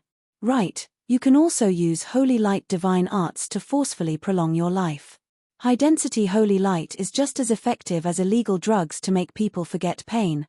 As I thought up to this point, I felt even more certain that the Holy Church had something to do with Sirah's death. They had worked so hard to maintain a dagger that could only be used to assassinate Yunye, not to mention that Yunye had already disappeared. Only the incredibly wealthy Holy Church would be able to do something like this. However, I was absolutely certain that the Holy Church had forgotten about the frozen dagger and only remembered to use it at the last minute. Roland, look at the dagger.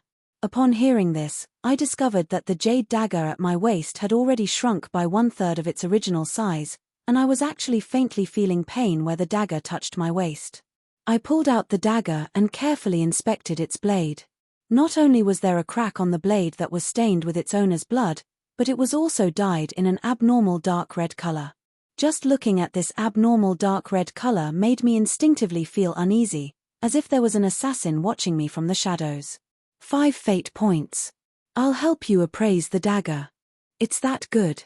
My system actually volunteered to help me. This was truly a rare sight. I unhesitatingly agreed. 5 fate points was basically negligible. Dagger of Vengeance, Yunye's Armageddon, Semigod equipment. This dagger was once the jade tooth of the legendary warrior Sirah. Not only did Sirah die to his mortal enemy, his beloved dagger was also stabbed into his own throat. In the final moments of his life, Sirah's soul attached itself to his own blood and sacrificed all of his power of vengeance to curse this dagger, creating this legendary-level weapon.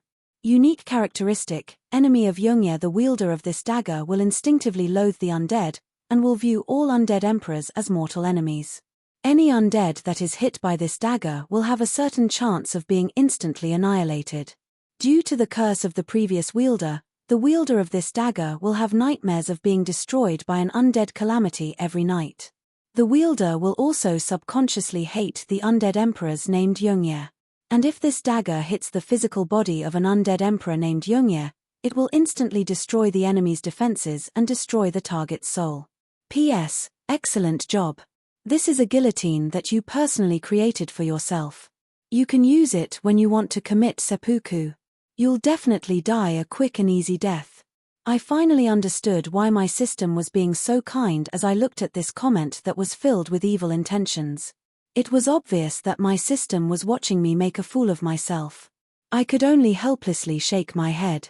Although it was quite rare for this dagger to mysteriously be strengthened so much, and it was already a miracle that it had been upgraded to semigod equipment, if this miracle had been directed at me personally, I definitely wouldn't have kept it. As I held the dagger, I really did intend to destroy it. However, an idea suddenly popped into my mind, and I changed my mind. Perhaps as long as I used this dagger correctly, it would still be useful, very useful. As for myself, actually, I haven't been an undead for many years, and my name isn't Yunye, is it? Chapter 687. Although the elven leaders had long since been prepared for this, Elf Empress Harloy's reappearance was still quite astonishing. She had appeared together with more than 10 incarnations. After greeting them, she immediately continued with her unfinished work. There were 13 identical elf empresses. Some were dealing with documents, some were conversing with other elves, some were planning large-scale events, and one was preparing basic infrastructure construction. All the witnesses were astonished to see that the 13 elven empresses' work efficiency had increased by 1,300%. It wasn't that there were no incarnations or clones in this world. Gods and demons would often use such methods. The main body would remain in their divine kingdoms or lower planes, while their clones would cause trouble in the mortal plane. Once the main body was killed, they would immediately abandon their clones, which wasn't a huge loss. Mags also had spells like Elemental Incarnation and Magic Illusion. However, other people would only be able to control a limited number of clones at a time. Typically, each clone would have less than half of the main body's power. Even the weakest clone would have 10% of the main body's power, regardless of dimensional laws. Even if the main body had enough power, it would still require talent to multitask. In order to precisely control the clones, The main body would often have to enter a deep slumber. Although it seemed like the clones had increased efficiency, since they shared the same mind and spirit, those who needed to use their brains would still use their brains, and those who needed to use their hands would still use their hands. It was actually quite meaningless. Meanwhile, Harlois had obviously broken through her bottleneck. Not only did these 10 incarnations appear, but they were also capable of communicating with each other. It was as if she had 10 additional people. Was she assassinated? Had she died? Harlois didn't explain. As the highest-ranked elf, there was indeed no need for her to explain. She was simply using her actions to tell others that she had already died, and that she had surpassed the limits of death. It wouldn't be so easy for her to die again. This was more than enough to frighten any ambitious person with ill intentions. You want to assassinate me? You're welcome to try again. An undying ruler would likely cause his successor to go insane. However, the elves were currently incredibly unstable, so her undying nature was a reassurance. At the very least, as long as the Elven Empress could maintain her rationality, the new Elven Empire wouldn't collapse internally. At first, I had thought that she was only pretending. But when I discovered that she was truly working at 10 times her normal efficiency, I was truly shocked. Even I was unable to comprehend her multitasking abilities. When I asked her about it, actually, I've only just discovered that I have this ability. I'm not using it to scare people. I didn't know that I could really use doppelgangers to such an extent. Theoretically speaking, this is impossible. This is already breaking the limits of the Creator. Is this how you became an undead emperor? I didn't receive an answer to my question. Her simple guess would cause many thoughts to run through my mind. However, the more she tried to downplay it, the more I felt that it was likely to be true. That was because it was quite difficult to explain the foundational power level of an undead emperor. In a way, ever since she started following me, although she had always been scammed, I hadn't mistreated her. She usually ate too much. I meant that she had made tremendous progress in undead magic. My 7 original sins, conservation's energy balance system and magical bone transformation, Asso's research on negative energy corruption, and Sandro's understanding of magical normalization. Apart from Sandro's knowledge, the other undead emperors had all given me their complete knowledge and practical experience. That could be considered a complete inheritance. However, just giving someone an undead emperor's inheritance didn't mean that they would become an undead emperor. Our knowledge and memories were the accumulation of our past lives. They were the combination of our natural talents and past experiences. They were a path that was only suitable for us. It was just like how even if we gave you Olympic training and competition experience, you wouldn't be able to become a qualified athlete if you didn't have the natural talent for sports or the body that you trained for so many years. Breaking through the natural limits set by the creator goddesses wasn't something that could be accomplished just by shouting. It would require the full power of one's physical body, natural talents, and life experience. It would be an inevitable coincidence due to multiple factors. Perhaps Harloi's current physical body was her foundational foundation for breaking through. I shook my head. Since I couldn't explain it clearly, there was no point in pursuing the matter. I wouldn't know how feasible it would be if I didn't really try. And before I broke through the limits of level 4, Harlois wouldn't be able to try breaking through either. I need to hurry up. I've really made a huge loss this time. This assassination attempt didn't have any political repercussions. At the very least, Harlois hadn't suffered any losses. Since she was the main target of the assassination, she had actually gained an additional opportunity to establish her dominance. Meanwhile, I had suffered a huge loss. In order to dodge Syrah's blade of vengeance, I had self-destructed my semigod equipment, Guardian of Yongyur. This armor was basically a part of my physical body, which meant that I had self-destructed a part of my physical body. Once a person became disabled, it would be incredibly difficult for them to be healthy again. I had lost more than half of the dragon's bloodline in my self-destruction. I didn't have any evil techniques like the star-absorbing grand spell to recover my flesh and blood. In that case, I could only wait for them to naturally recover. That would take a lot of time. Perhaps I could learn from Little Red and hibernate for 100 years. Dragon bloodline's power would only increase over time. Once they were lost, they could only be recovered through time. Of course, I didn't regret my decision at all.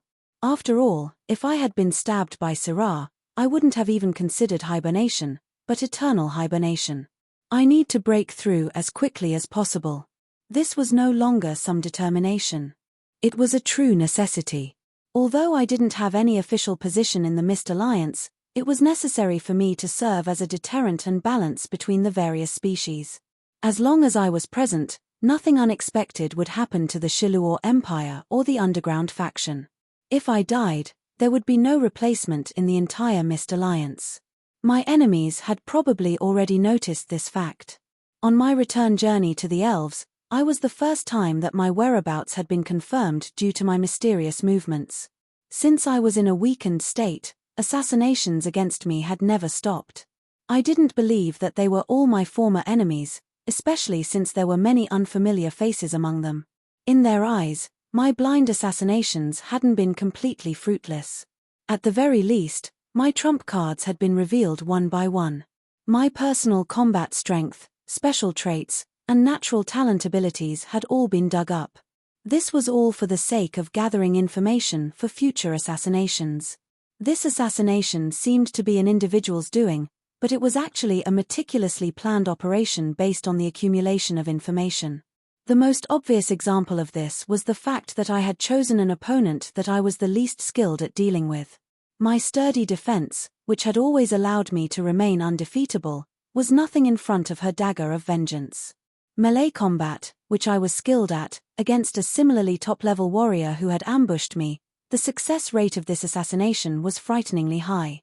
I doubted that the Holy Church and the other enemy factions would stop here.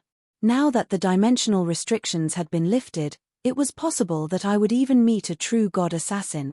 I needed to make a breakthrough as soon as possible. Otherwise, I would be unable to keep up with the times and die mysteriously. And this time, I wouldn't have a chance to make a comeback. But before that, I needed to properly consider how to repay those who had cared for me. The aftermath of this assassination wouldn't end so easily. Or, perhaps I should say that its effects had only just begun. I was an invisible person in the Mist Alliance, but Harlois was the new empress of the Elven Empire, the ruler of all elves. Her imperial authority was especially valuable now that the elven gods had all perished. Her authority and status in the Mist Alliance were probably far above that of an ordinary country's ruler. Even the most arrogant ruler would have to maintain an appropriate amount of respect in front of the Empress of all elves. This assassination attempt was a direct slap to the Elven Empire's face. If the Mist Alliance's public relations with the Holy Church were exaggerated a little, it would be more than sufficient to cause the Mist Alliance and the Holy Church to have a falling out. But right now, with the Holy War right around the corner, having a falling out with the Holy Church would be unacceptable to both sides. That was why the Holy Church didn't send their own people. Instead, they sent elves, and they even blamed the Moon Kingdom of the Elves for this assassination attempt, making this assassination attempt into an internal conflict between the elves and my personal grudge. Of course, if the Mist Alliance really wanted to pursue this matter, it would be pointless to try to cover things up that everyone could see through. However, the Elven Empire was certain that the Mist Alliance didn't want to have a falling out with the Holy Church right now. But, while the Mist Alliance couldn't take revenge in public, I could take revenge in private, and I would definitely make them feel heartache. Right now, all I could think about was how to take revenge in order to make them feel even more pain. How to make an entire angel army fall. How to make an entire country that believed in the teachings of the Holy Light convert to the Church of Law. How to expose the scandals of the Pope and the Cardinals. Or all of the above. Besides, it wasn't necessarily a bad thing to blame everything on the Moon Elves. Since neither side said anything about it, then it was all the elves' fault. In that case, whatever the Mist Alliance did to the Moon Elves would be understandable and justifiable. Originally, I had wanted to find an excuse to cleanse the Moon Kingdom of the elves. But now, the Mist Alliance had voluntarily handed me their blade. I would be an idiot if I didn't take this opportunity to kill to my heart's content. This was how pitiful it was to be a weak faction that was stuck between two major countries. They had no choice but to be cannon fodder and pawns. In the end, not only would they die pitifully, It would also be rather funny. Stop thinking about such useless things. Think of a way to recover your combat strength first. Do you think you'll be able to escape if another Syrah comes? The silly cat, who was about to change job classes to a 24-hour bodyguard, spoke up. I could only smile bitterly at her words. Of course I wanted to recover my combat strength. This feeling of weakness was quite uncomfortable. However, I hadn't even recovered 1/3 of my mana, and my stamina had been greatly depleted due to the assassination attempt. Actually, I have a way to help you swiftly recover your mana. Perhaps it'll even be beneficial for you to break through to semigod. Harloise's words were directed towards the volcano not too far away from us. I had already guessed quite a few things. The elemental war. If I had any other choice, I really wouldn't want to get involved in such an unfortunate matter. Stop saying such nonsense. First, organize your magic books. I still have several high-level ice magic spell models here. Copy them down. We'll have to rely on them now. Chapter 688. The entire world was fiery red. Everywhere one could see was boiling lava and a lively sea of fire. If one was far away, it would feel like they were in a sauna. If one was close enough, it would feel like they were being roasted in a fire. If one really walked in, they would immediately ignite if they didn't bring some fire-resistant equipment and potions. The sea of fire wasn't calm at all. Numerous fire monsters crawled out of the sea of fire and furiously attacked everything in front of them, including their own species. And when these fire monsters reached the end of their short lives, violent explosions and the sea of fire would be the end of their lives. Fire monsters, fire lizards, low-level fire elementals, fire rock monsters, and fire wolves were everywhere. They were killing each other, and the victors would be able to devour the elemental cores of the losers in order to rapidly grow stronger.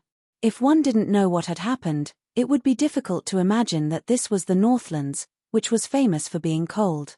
This was basically a nightmarish scene from the fire elemental plane described in novels. But from a certain standpoint, this was indeed the fire elemental plane that had already been eroded. And in the middle of all the flames, there was a throne of ice and snow that attracted the attention of all the fire monsters. This was a throne that was more than 10 meters tall.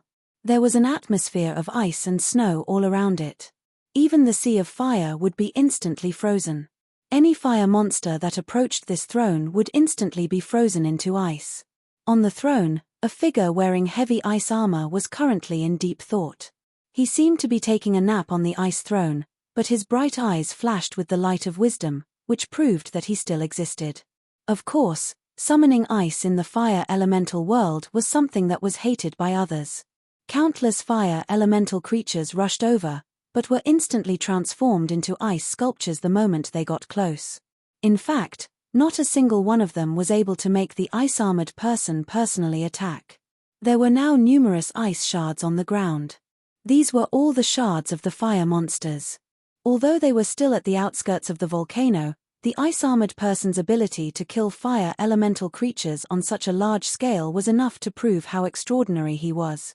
The ice-armored person remained silent on his throne, ignoring the fire monsters that were roaring at him. He had the attitude of a person in deep thought. It seemed that he was waiting for something, but that something still didn't come. When dusk began to fall, he finally spoke. His words were simple, and his tone was low and deep with a profound meaning. Damn, my butt is frozen again. Cough, cough. At this moment, I finally understood. No wonder a certain prince was able to sit on the ice throne for so long. It turned out that he was probably just like me, and when his home was invaded, he had no choice but to stand up. It must have been quite painful. After making up my mind that I would never cosplay as that unlucky bastard again and that I would definitely change into a new appearance, I began to summarize my gains. Of course, before that, I threw out a signal flare to send a message to the outside world. 10 minutes later, 2 enormous red dragons appeared in the sky and charged towards me at lightning speed.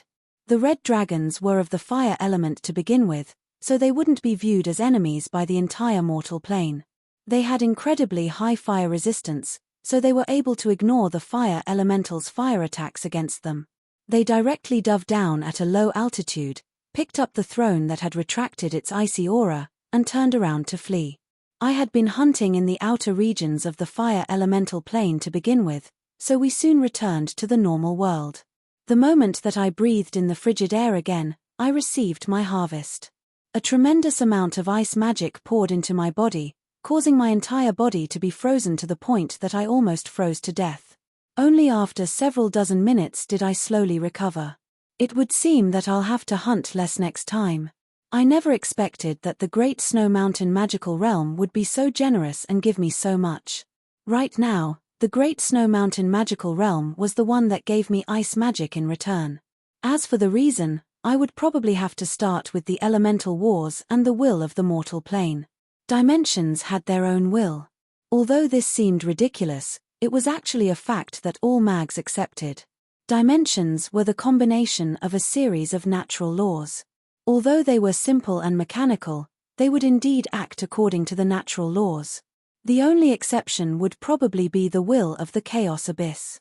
That was an unreasonable bastard who constantly cheated. Most of the time, the great majority of the mortal plane's residents would be unable to sense the existence of a dimensional will.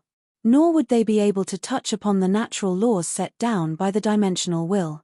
Every dimensional will would have different rules. However, the only rule was to treat everyone equally, with the exception of the Chaos Abyss, which was controlled by someone. For example, in the Chaos Abyss, where the strong preyed on the weak, the will of the Chaos Abyss would reward anyone who killed an enemy.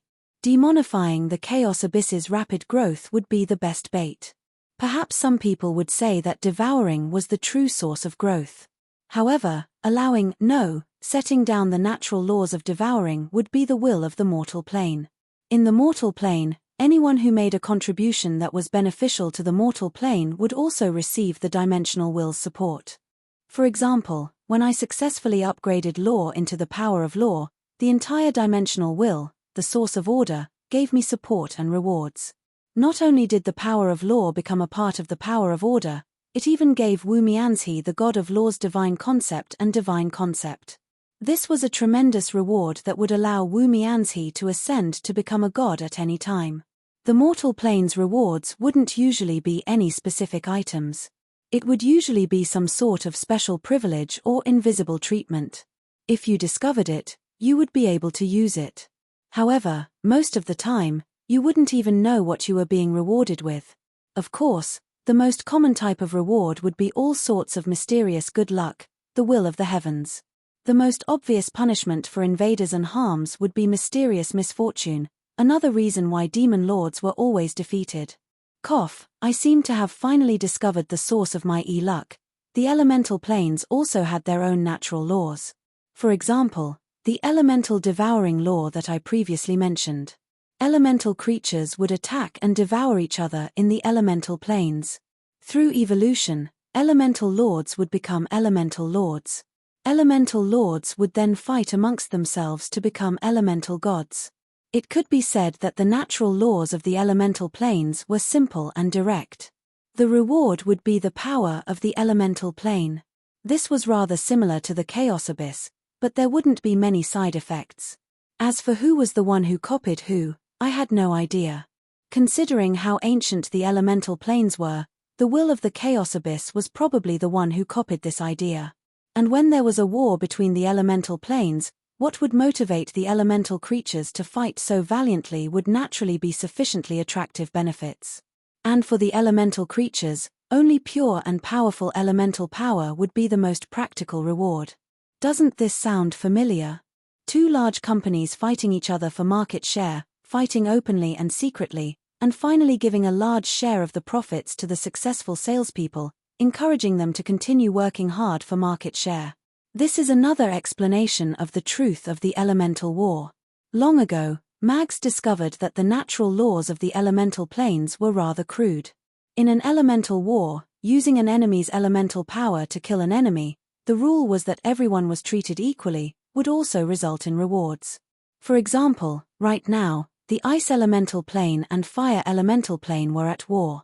If I used ice elemental power to kill fire elemental creatures on the battlefield, the ice elemental plane would also give me a portion of the pure ice elemental power that could help elemental creatures rapidly grow stronger.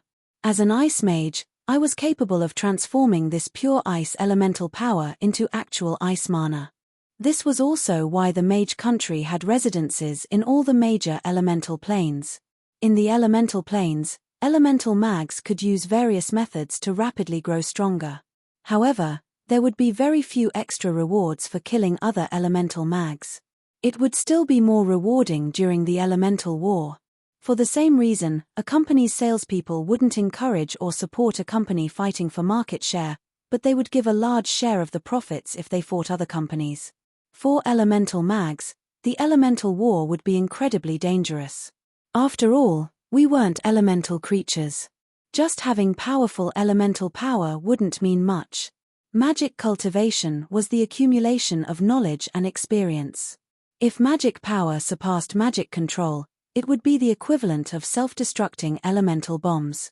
But for me, the only thing I lacked right now was elemental power. Not only did I need to make up for the emptiness I felt after using Ice Eon, but I also needed to establish a sufficient foundation for my next power level. My ice elemental power had already reached the semigod level. This was already the third day of my elemental hunt. However, I was still only able to hunt in the outskirts of the ice elemental plane. This wasn't because I wasn't strong enough, but rather because the ice elemental plane was far too generous. They gave me far too many ice elemental creatures every day. I guessed that this was because the elemental war had just begun, and there were far too few ice elemental creatures here to hunt fire elemental creatures. Perhaps I had even become the ice elemental plane's #1 salesperson, and received the greatest business champion gift every day.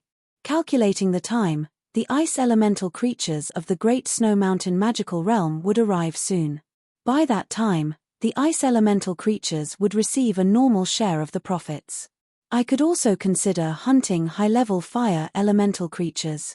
Hunting fire wolves and fire lizards every day was far too boring. I was so bored that I wanted to find some other way to amuse myself. Wait a moment, let me first think of a way to defrost my butt. It was far too dangerous to forcefully pull it off. It was likely that I wouldn't even be able to ride a mount in the future. Was this the reason why a certain someone would drop a mount? Cough, I should be a bit more serious. I had been living quite pitifully these past few days. Hunting during the day was boring to death, and at night, I had to study through the night.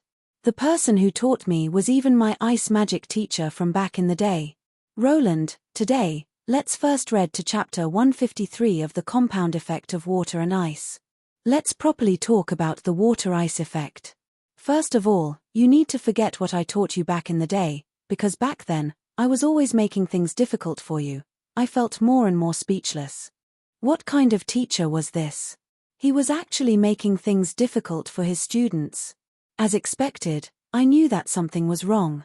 It was all your fault that I failed my ice magic course 3 times back in the day. No, you're the one who's too stupid. Everyone else has passed. The traps I set up back then were only to make my students take the wrong path. You, on the other hand, took the wrong path before you even left the school. I can guarantee that I'm telling the truth. Even my system was attacking me at a time like this. Was my magic talent really that bad? Trust me, I've seen students who were even worse than you. They couldn't even become acolytes. I really don't know how you became a true ice mage back in the day. How did I become an ice mage back in the day? I cheated with my system. And so, when I looked at my system, the reply I received made me feel even more helpless. From a certain standpoint, you've never been an ice mage. More accurately speaking, you're more like an elemental magical creature than a mage. Other mags use theoretical analysis to construct magical spell models to control the power of the elements. You directly use your own will to forcefully control the power of the elements. If other mags use their brains, you rely on your instincts. Others use real objects to sketch and recreate the truth one stroke at a time. You use ink and wash to depict your own understanding, projecting what you see. There's a huge difference in the foundational nature of the two. At that moment, countless memories flooded my mind. My understanding of ice had traces of my time in the Northlands. My abnormal foundational magic, and Harloy's later changed her teaching method. She stopped lecturing me on theories and instead told me to comprehend the foundational nature of ice. Comprehend the hell? Was that something a mage who researched knowledge and did experiments supposed to do? Now that I thought about it, I felt like she was a fraud. Of course. You've heard about how a mage who dabbled in magic tried to comprehend it. This isn't magic at all, and the most unmagical part was that I was just trying to trick her, but she actually succeeded. That's why I've been teaching you the same way I teach magical beasts. Although I was quite displeased, I already had an all-purpose answer. Me. You science students who only play with data don't understand. I'm a literature student who pursues romance. Theories are the stairs of idiots. Geniuses only need inspiration and instincts. Then, romantic literature genius, do you need treatment for the frostbite on your buttocks? Perhaps you intend to lie down on your stomach and apply the medicine? I definitely won't take a picture of that and sell it to the fairies and Renee. Teacher, please continue with the lesson. I can't wait to become an outstanding theoretical mage. Chapter 689. The Omniscient Harlois. In the mage world where knowledge was power, not only was this title quite eye-catching, it was also quite hated. Didn't the omniscient mean that she knew more than any other mage? In the mage world, which was also filled with scholars, this was a great mockery. However, not only had Harlois steadily carried this title for thousands of years, she had also done quite well in the Cloud City, where there were many archmages. She had taught many disciples she was proud of. And if she intentionally taught something wrong while teaching others knowledge and led them astray, it was likely that her reputation would be tarnished, and she might even be exiled from the mage country. That was why when she said that she misled her students, she had to look at it from a different perspective. She meant that she didn't give them her own personal teachings, and only taught them common knowledge from textbooks. The mage country's foundational education was supported by the various academies. Naturally, the academies had their own textbooks and classes to choose from. The contents taught were all classics that had been passed down for thousands of years, which was quite suitable for building a foundational foundation. However, if one wanted to progress further, they would need to understand another truth in the mage world: knowledge had a price. Basic knowledge wasn't difficult to learn. However, the pursuit of magical knowledge was limitless to begin with. After students graduated, if they weren't satisfied with just being an apprentice for the rest of their lives, they would have to consider joining a mage organization, taking on a personal teacher, or both at the same time, and that would also mean paying a price. The relationship between a mage and a teacher was far stronger than that between a father and a son. Not only that, the elder would have a one-sided advantage, so many apprentices would naturally follow their teacher and inherit their teacher's worldview, good and evil, research field, and social connections. They would even become their teacher's property. That was why many apprentices would sign a contract with their teacher before taking on a personal teacher. They would either pay a certain number of years of service to their teacher, or they would use a certain amount of gold coins and magical materials to redeem their teacher's freedom. It wasn't that there weren't any stories about an old grandpa dropping out of the game for free, but the chances of that happening were about the same as those in stories. For these old pedants, reading books that should have long since been tossed into the trash heap of history would naturally lead their students on a different path. In the world of mags, knowledge was power. Knowledge had a price, and if you obtained it for free or at a low price, you would only be able to obtain it on the streets. If you wanted to obtain more, you would have to pay the price. From a certain standpoint, Harlois was a generous and outstanding teacher. Over the long years, she had taught countless powerful mags. Not only was she not stingy with her magical knowledge, she was also able to teach students in accordance with their aptitudes. She would choose the most suitable spell type and magic type according to an acolyte's talent. Her limitless magical knowledge was also the source of her nickname of Omniscient. Unlike other misers, Harlois didn't have high requirements when taking on apprentices. She could even promise to pay for them later in the future.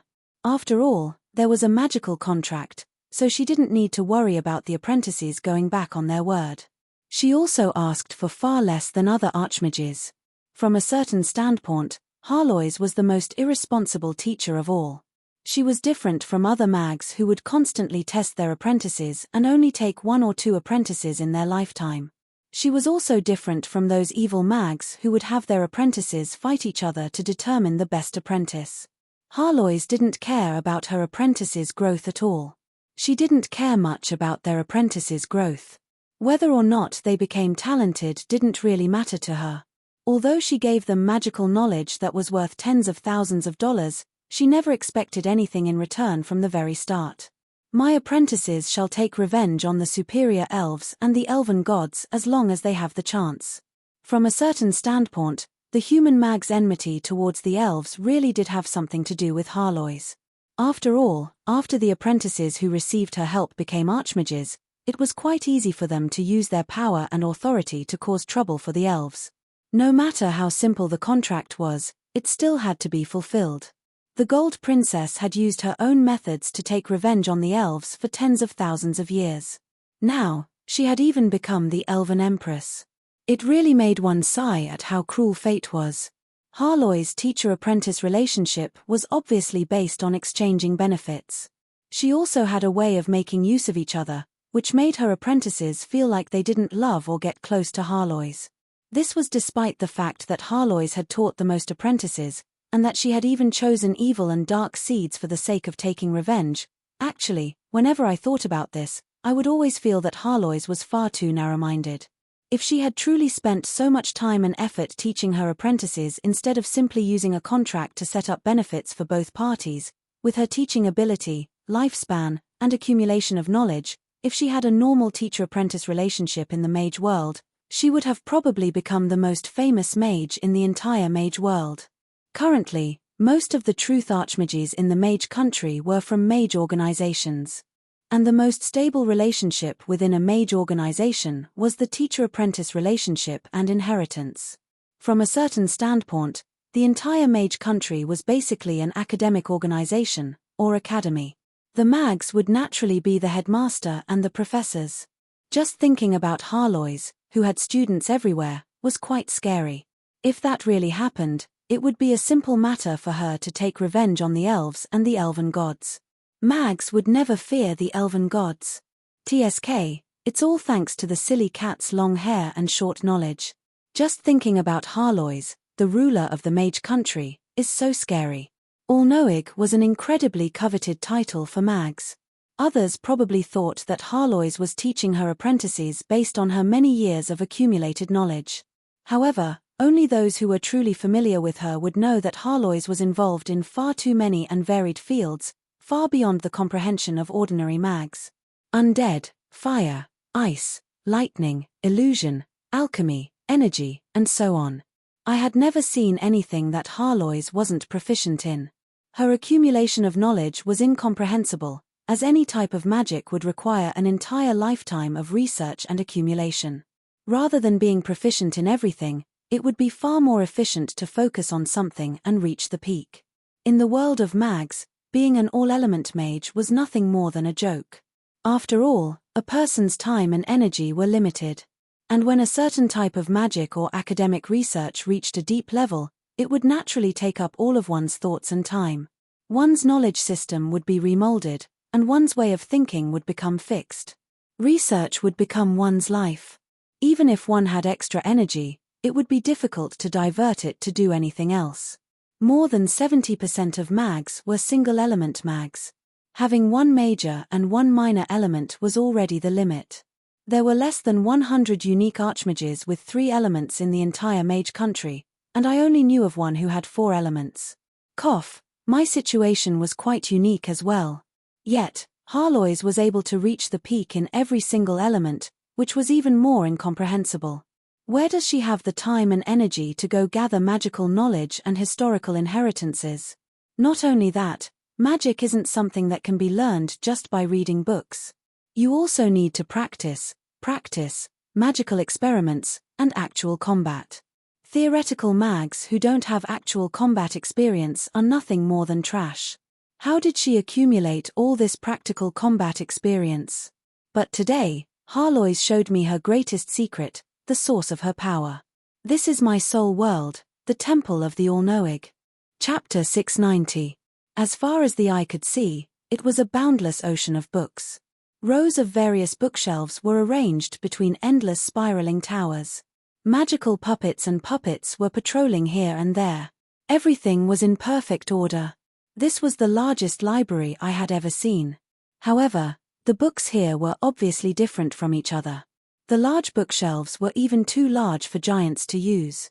The tops of the bookshelves reached into the clouds. Meanwhile, the small bookshelves were only the size of a fingernail that even a rat man couldn't use. Every single book was faintly glowing with a magical aura. These were actually no ordinary books, but rather magic books. This is my world, the Hall of Mysteries. Harloise was sitting on a floating disc in the middle of all the bookshelves. She had a serious expression as she introduced this world that belonged solely to her to me. However, I did my best to suppress my laughter. The reason? Her baby-red cheeks still had small dimples. Her neatly arranged short blonde hair was adorned with a golden princess crown. She wore red high-heeled shoes for children, a white lace children's miniskirt, and strawberry bunny panties that accidentally exposed her body. Excellent, she had no reaction at all. As expected, I wasn't a lolicon. The Harloise in front of me was even more ridiculous than when she was in her teenage form. No matter how I looked at her, she was no older than 7 or 8 years old. This was her true appearance. A soul world was a powerful individual's ability to bring their truth into the real world and change reality. Everyone's understanding of their true self was impossible to distort. Just like how I had died in battle at the age of 14 in Defender, the current Harloise was probably the same as the moment of her death. She was doing her best to maintain a dignified appearance. However, the dignified appearance of a young girl and her puffed-up cheeks didn't seem threatening at all.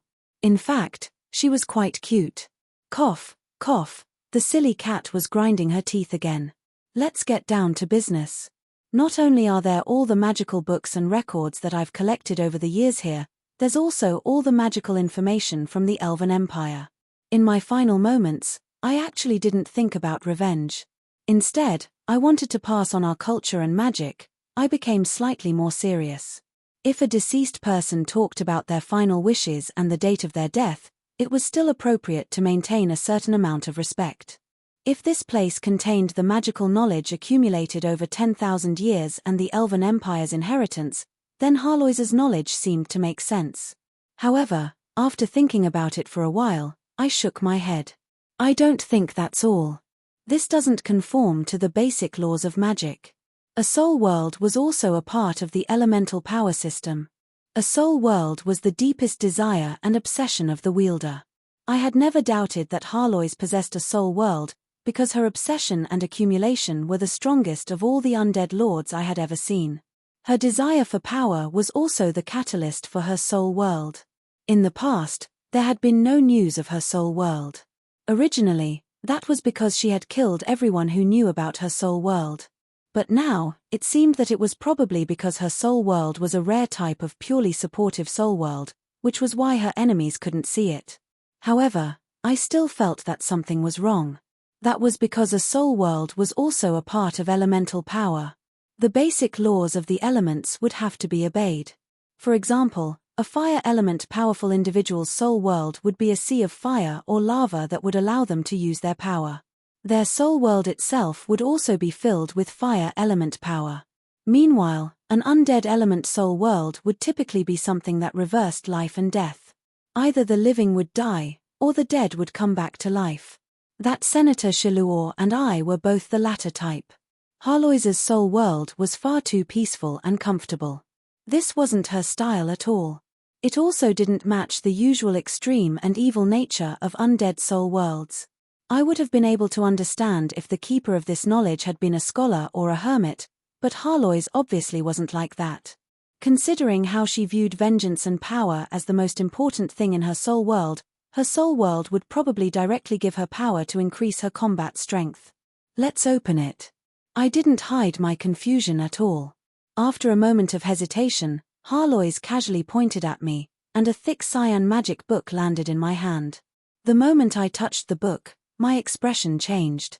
My countless dissection experiences told me that this was the material of human skin. Only the evilest of devils and evil gods would use human skin scrolls and human skin magic books. However, I kept feeling that this was strange. This cyan magical glow should have come from a wind magic book. However, my hesitation vanished the moment I opened this book. I am Joey Strand, a legend rank wind mage. My specialty is the materialization of the wind element. With this as my foundation, I created 3 specialized magic spells: Wind Blood Needles, Double Tornado, and Flashing Windmill. I have experienced 372 battles in my life. The moment I opened this book, I felt as if I had been pulled into the book. Joey Strand's magic-related and combat experiences were presented in front of me. Every detail and experience felt as if he had personally experienced it. His studies, experiments, and battles felt as if he had personally experienced them. Apart from the fact that he didn't have any memories of his daily life, this was the entirety of his life. The Hall of Mysteries, the Vault of Soul Books. Every single soul book was once an outstanding mage. 1/3 of my personal disciples are all here. This is also the origin of the omniscient one. Harlois did her best to keep her tone calm. However, her trembling childish voice and soul-stirring voice told me that she wasn't calm at all. What was she afraid of? Was she afraid that her greatest secret would be discovered by others? Then why had she brought me here? As long as she never revealed her own secret, wouldn't it be impossible for others to discover her weaknesses? What was she afraid of? Was she afraid that I would loathe her? Wasn't she already used to being loathed and loathed by others? What was she afraid of? Was she afraid that I wouldn't be able to recognize her past? Then why didn't she hide her past? Perhaps I'm a little special to her. Everything kept replaying in my mind, but I was powerless to do anything about it. I was probably getting more and more lost in thought. Just as I was thinking, you really do reap what you sow. If I hadn't run away back then, perhaps I would have also entered this place as a treasure. Harlois silently stood in front of me, as if she was waiting for the final verdict. Don't you intend to say anything? As the male lead, shouldn't you at least give me some comfort? For example, say something nice like I don't mind your past. I don't mind to begin with, so why would I say something nice? There are several thousand mags corpses here. Every single one of my Icians has more than 10 times the number of people who died here. That's right, it was impossible for my soul connection to lie. I didn't mind at all. Harlois was no good person. I knew from the very start that I was no good person either. I was a bastard who should have been sent to the underworld of Hades long ago. However, I didn't believe that we had done anything wrong. Could it be that fate had arranged such a despairing plot for us? Were we supposed to just obediently cry like helpless victims and wait for our doom? As long as it's possible to reverse a despairing fate, any method will be used. As long as it's possible to obtain power, what method can't be used? Could it be that we were wrong? Should we just obediently die in our infancy? Shouldn't we, who bear the grudges of our families and countries, pursue power and take revenge? Then, if we weren't wrong, were the innocent victims wrong? That's even more impossible, isn't it? In that case, if the victims weren't wrong, then was it the god of fate who had arranged all this misfortune that was wrong? Was it the god of order and the god of chaos who had created life that was wrong? Nobody could give an answer to this question. If I had to find an answer, I could only say that the world was wrong. Everyone is wrong. Everyone just wants to do their best to survive. That's why I desire to create a world where life isn't so difficult, where most people don't need to fight and kill, and can easily survive. That was why there were laws and Hades that judged all sins. For the sake of a slightly better world, all sinners would be judged. I chuckled as I looked at Harlois. I didn't need to say anything. My meaning was quite clear. Once everything was over, on the day that I entered hell, I would definitely leave a separate room for the silly cat. But when considering the current situation, thinking so far ahead seemed rather meaningless. I admitted to my crimes. But before I served my sentence, it seemed like I could still do something to lessen the suffering of tragic protagonists like us. However, the silly cat smiled. Her smile was as beautiful as a dream, and her eyes were filled with tears. It seemed that she was quite satisfied with her life imprisonment sentence. Hey, don't come over here. Your tears are so dirty. Don't think that I won't take care of you just because you're a little child. Don't wipe your snot on my clothes. Hey, hey, hey. Drool. When everything calmed down from the chaos, there was a pile of blue magic books in front of me. This was the reason why Harlois had brought me here. With your talent in magic, it'll take you at least 300 years to reach semigod level once again. Perhaps the Holy War will already be over by then. That's why I can only use unconventional methods.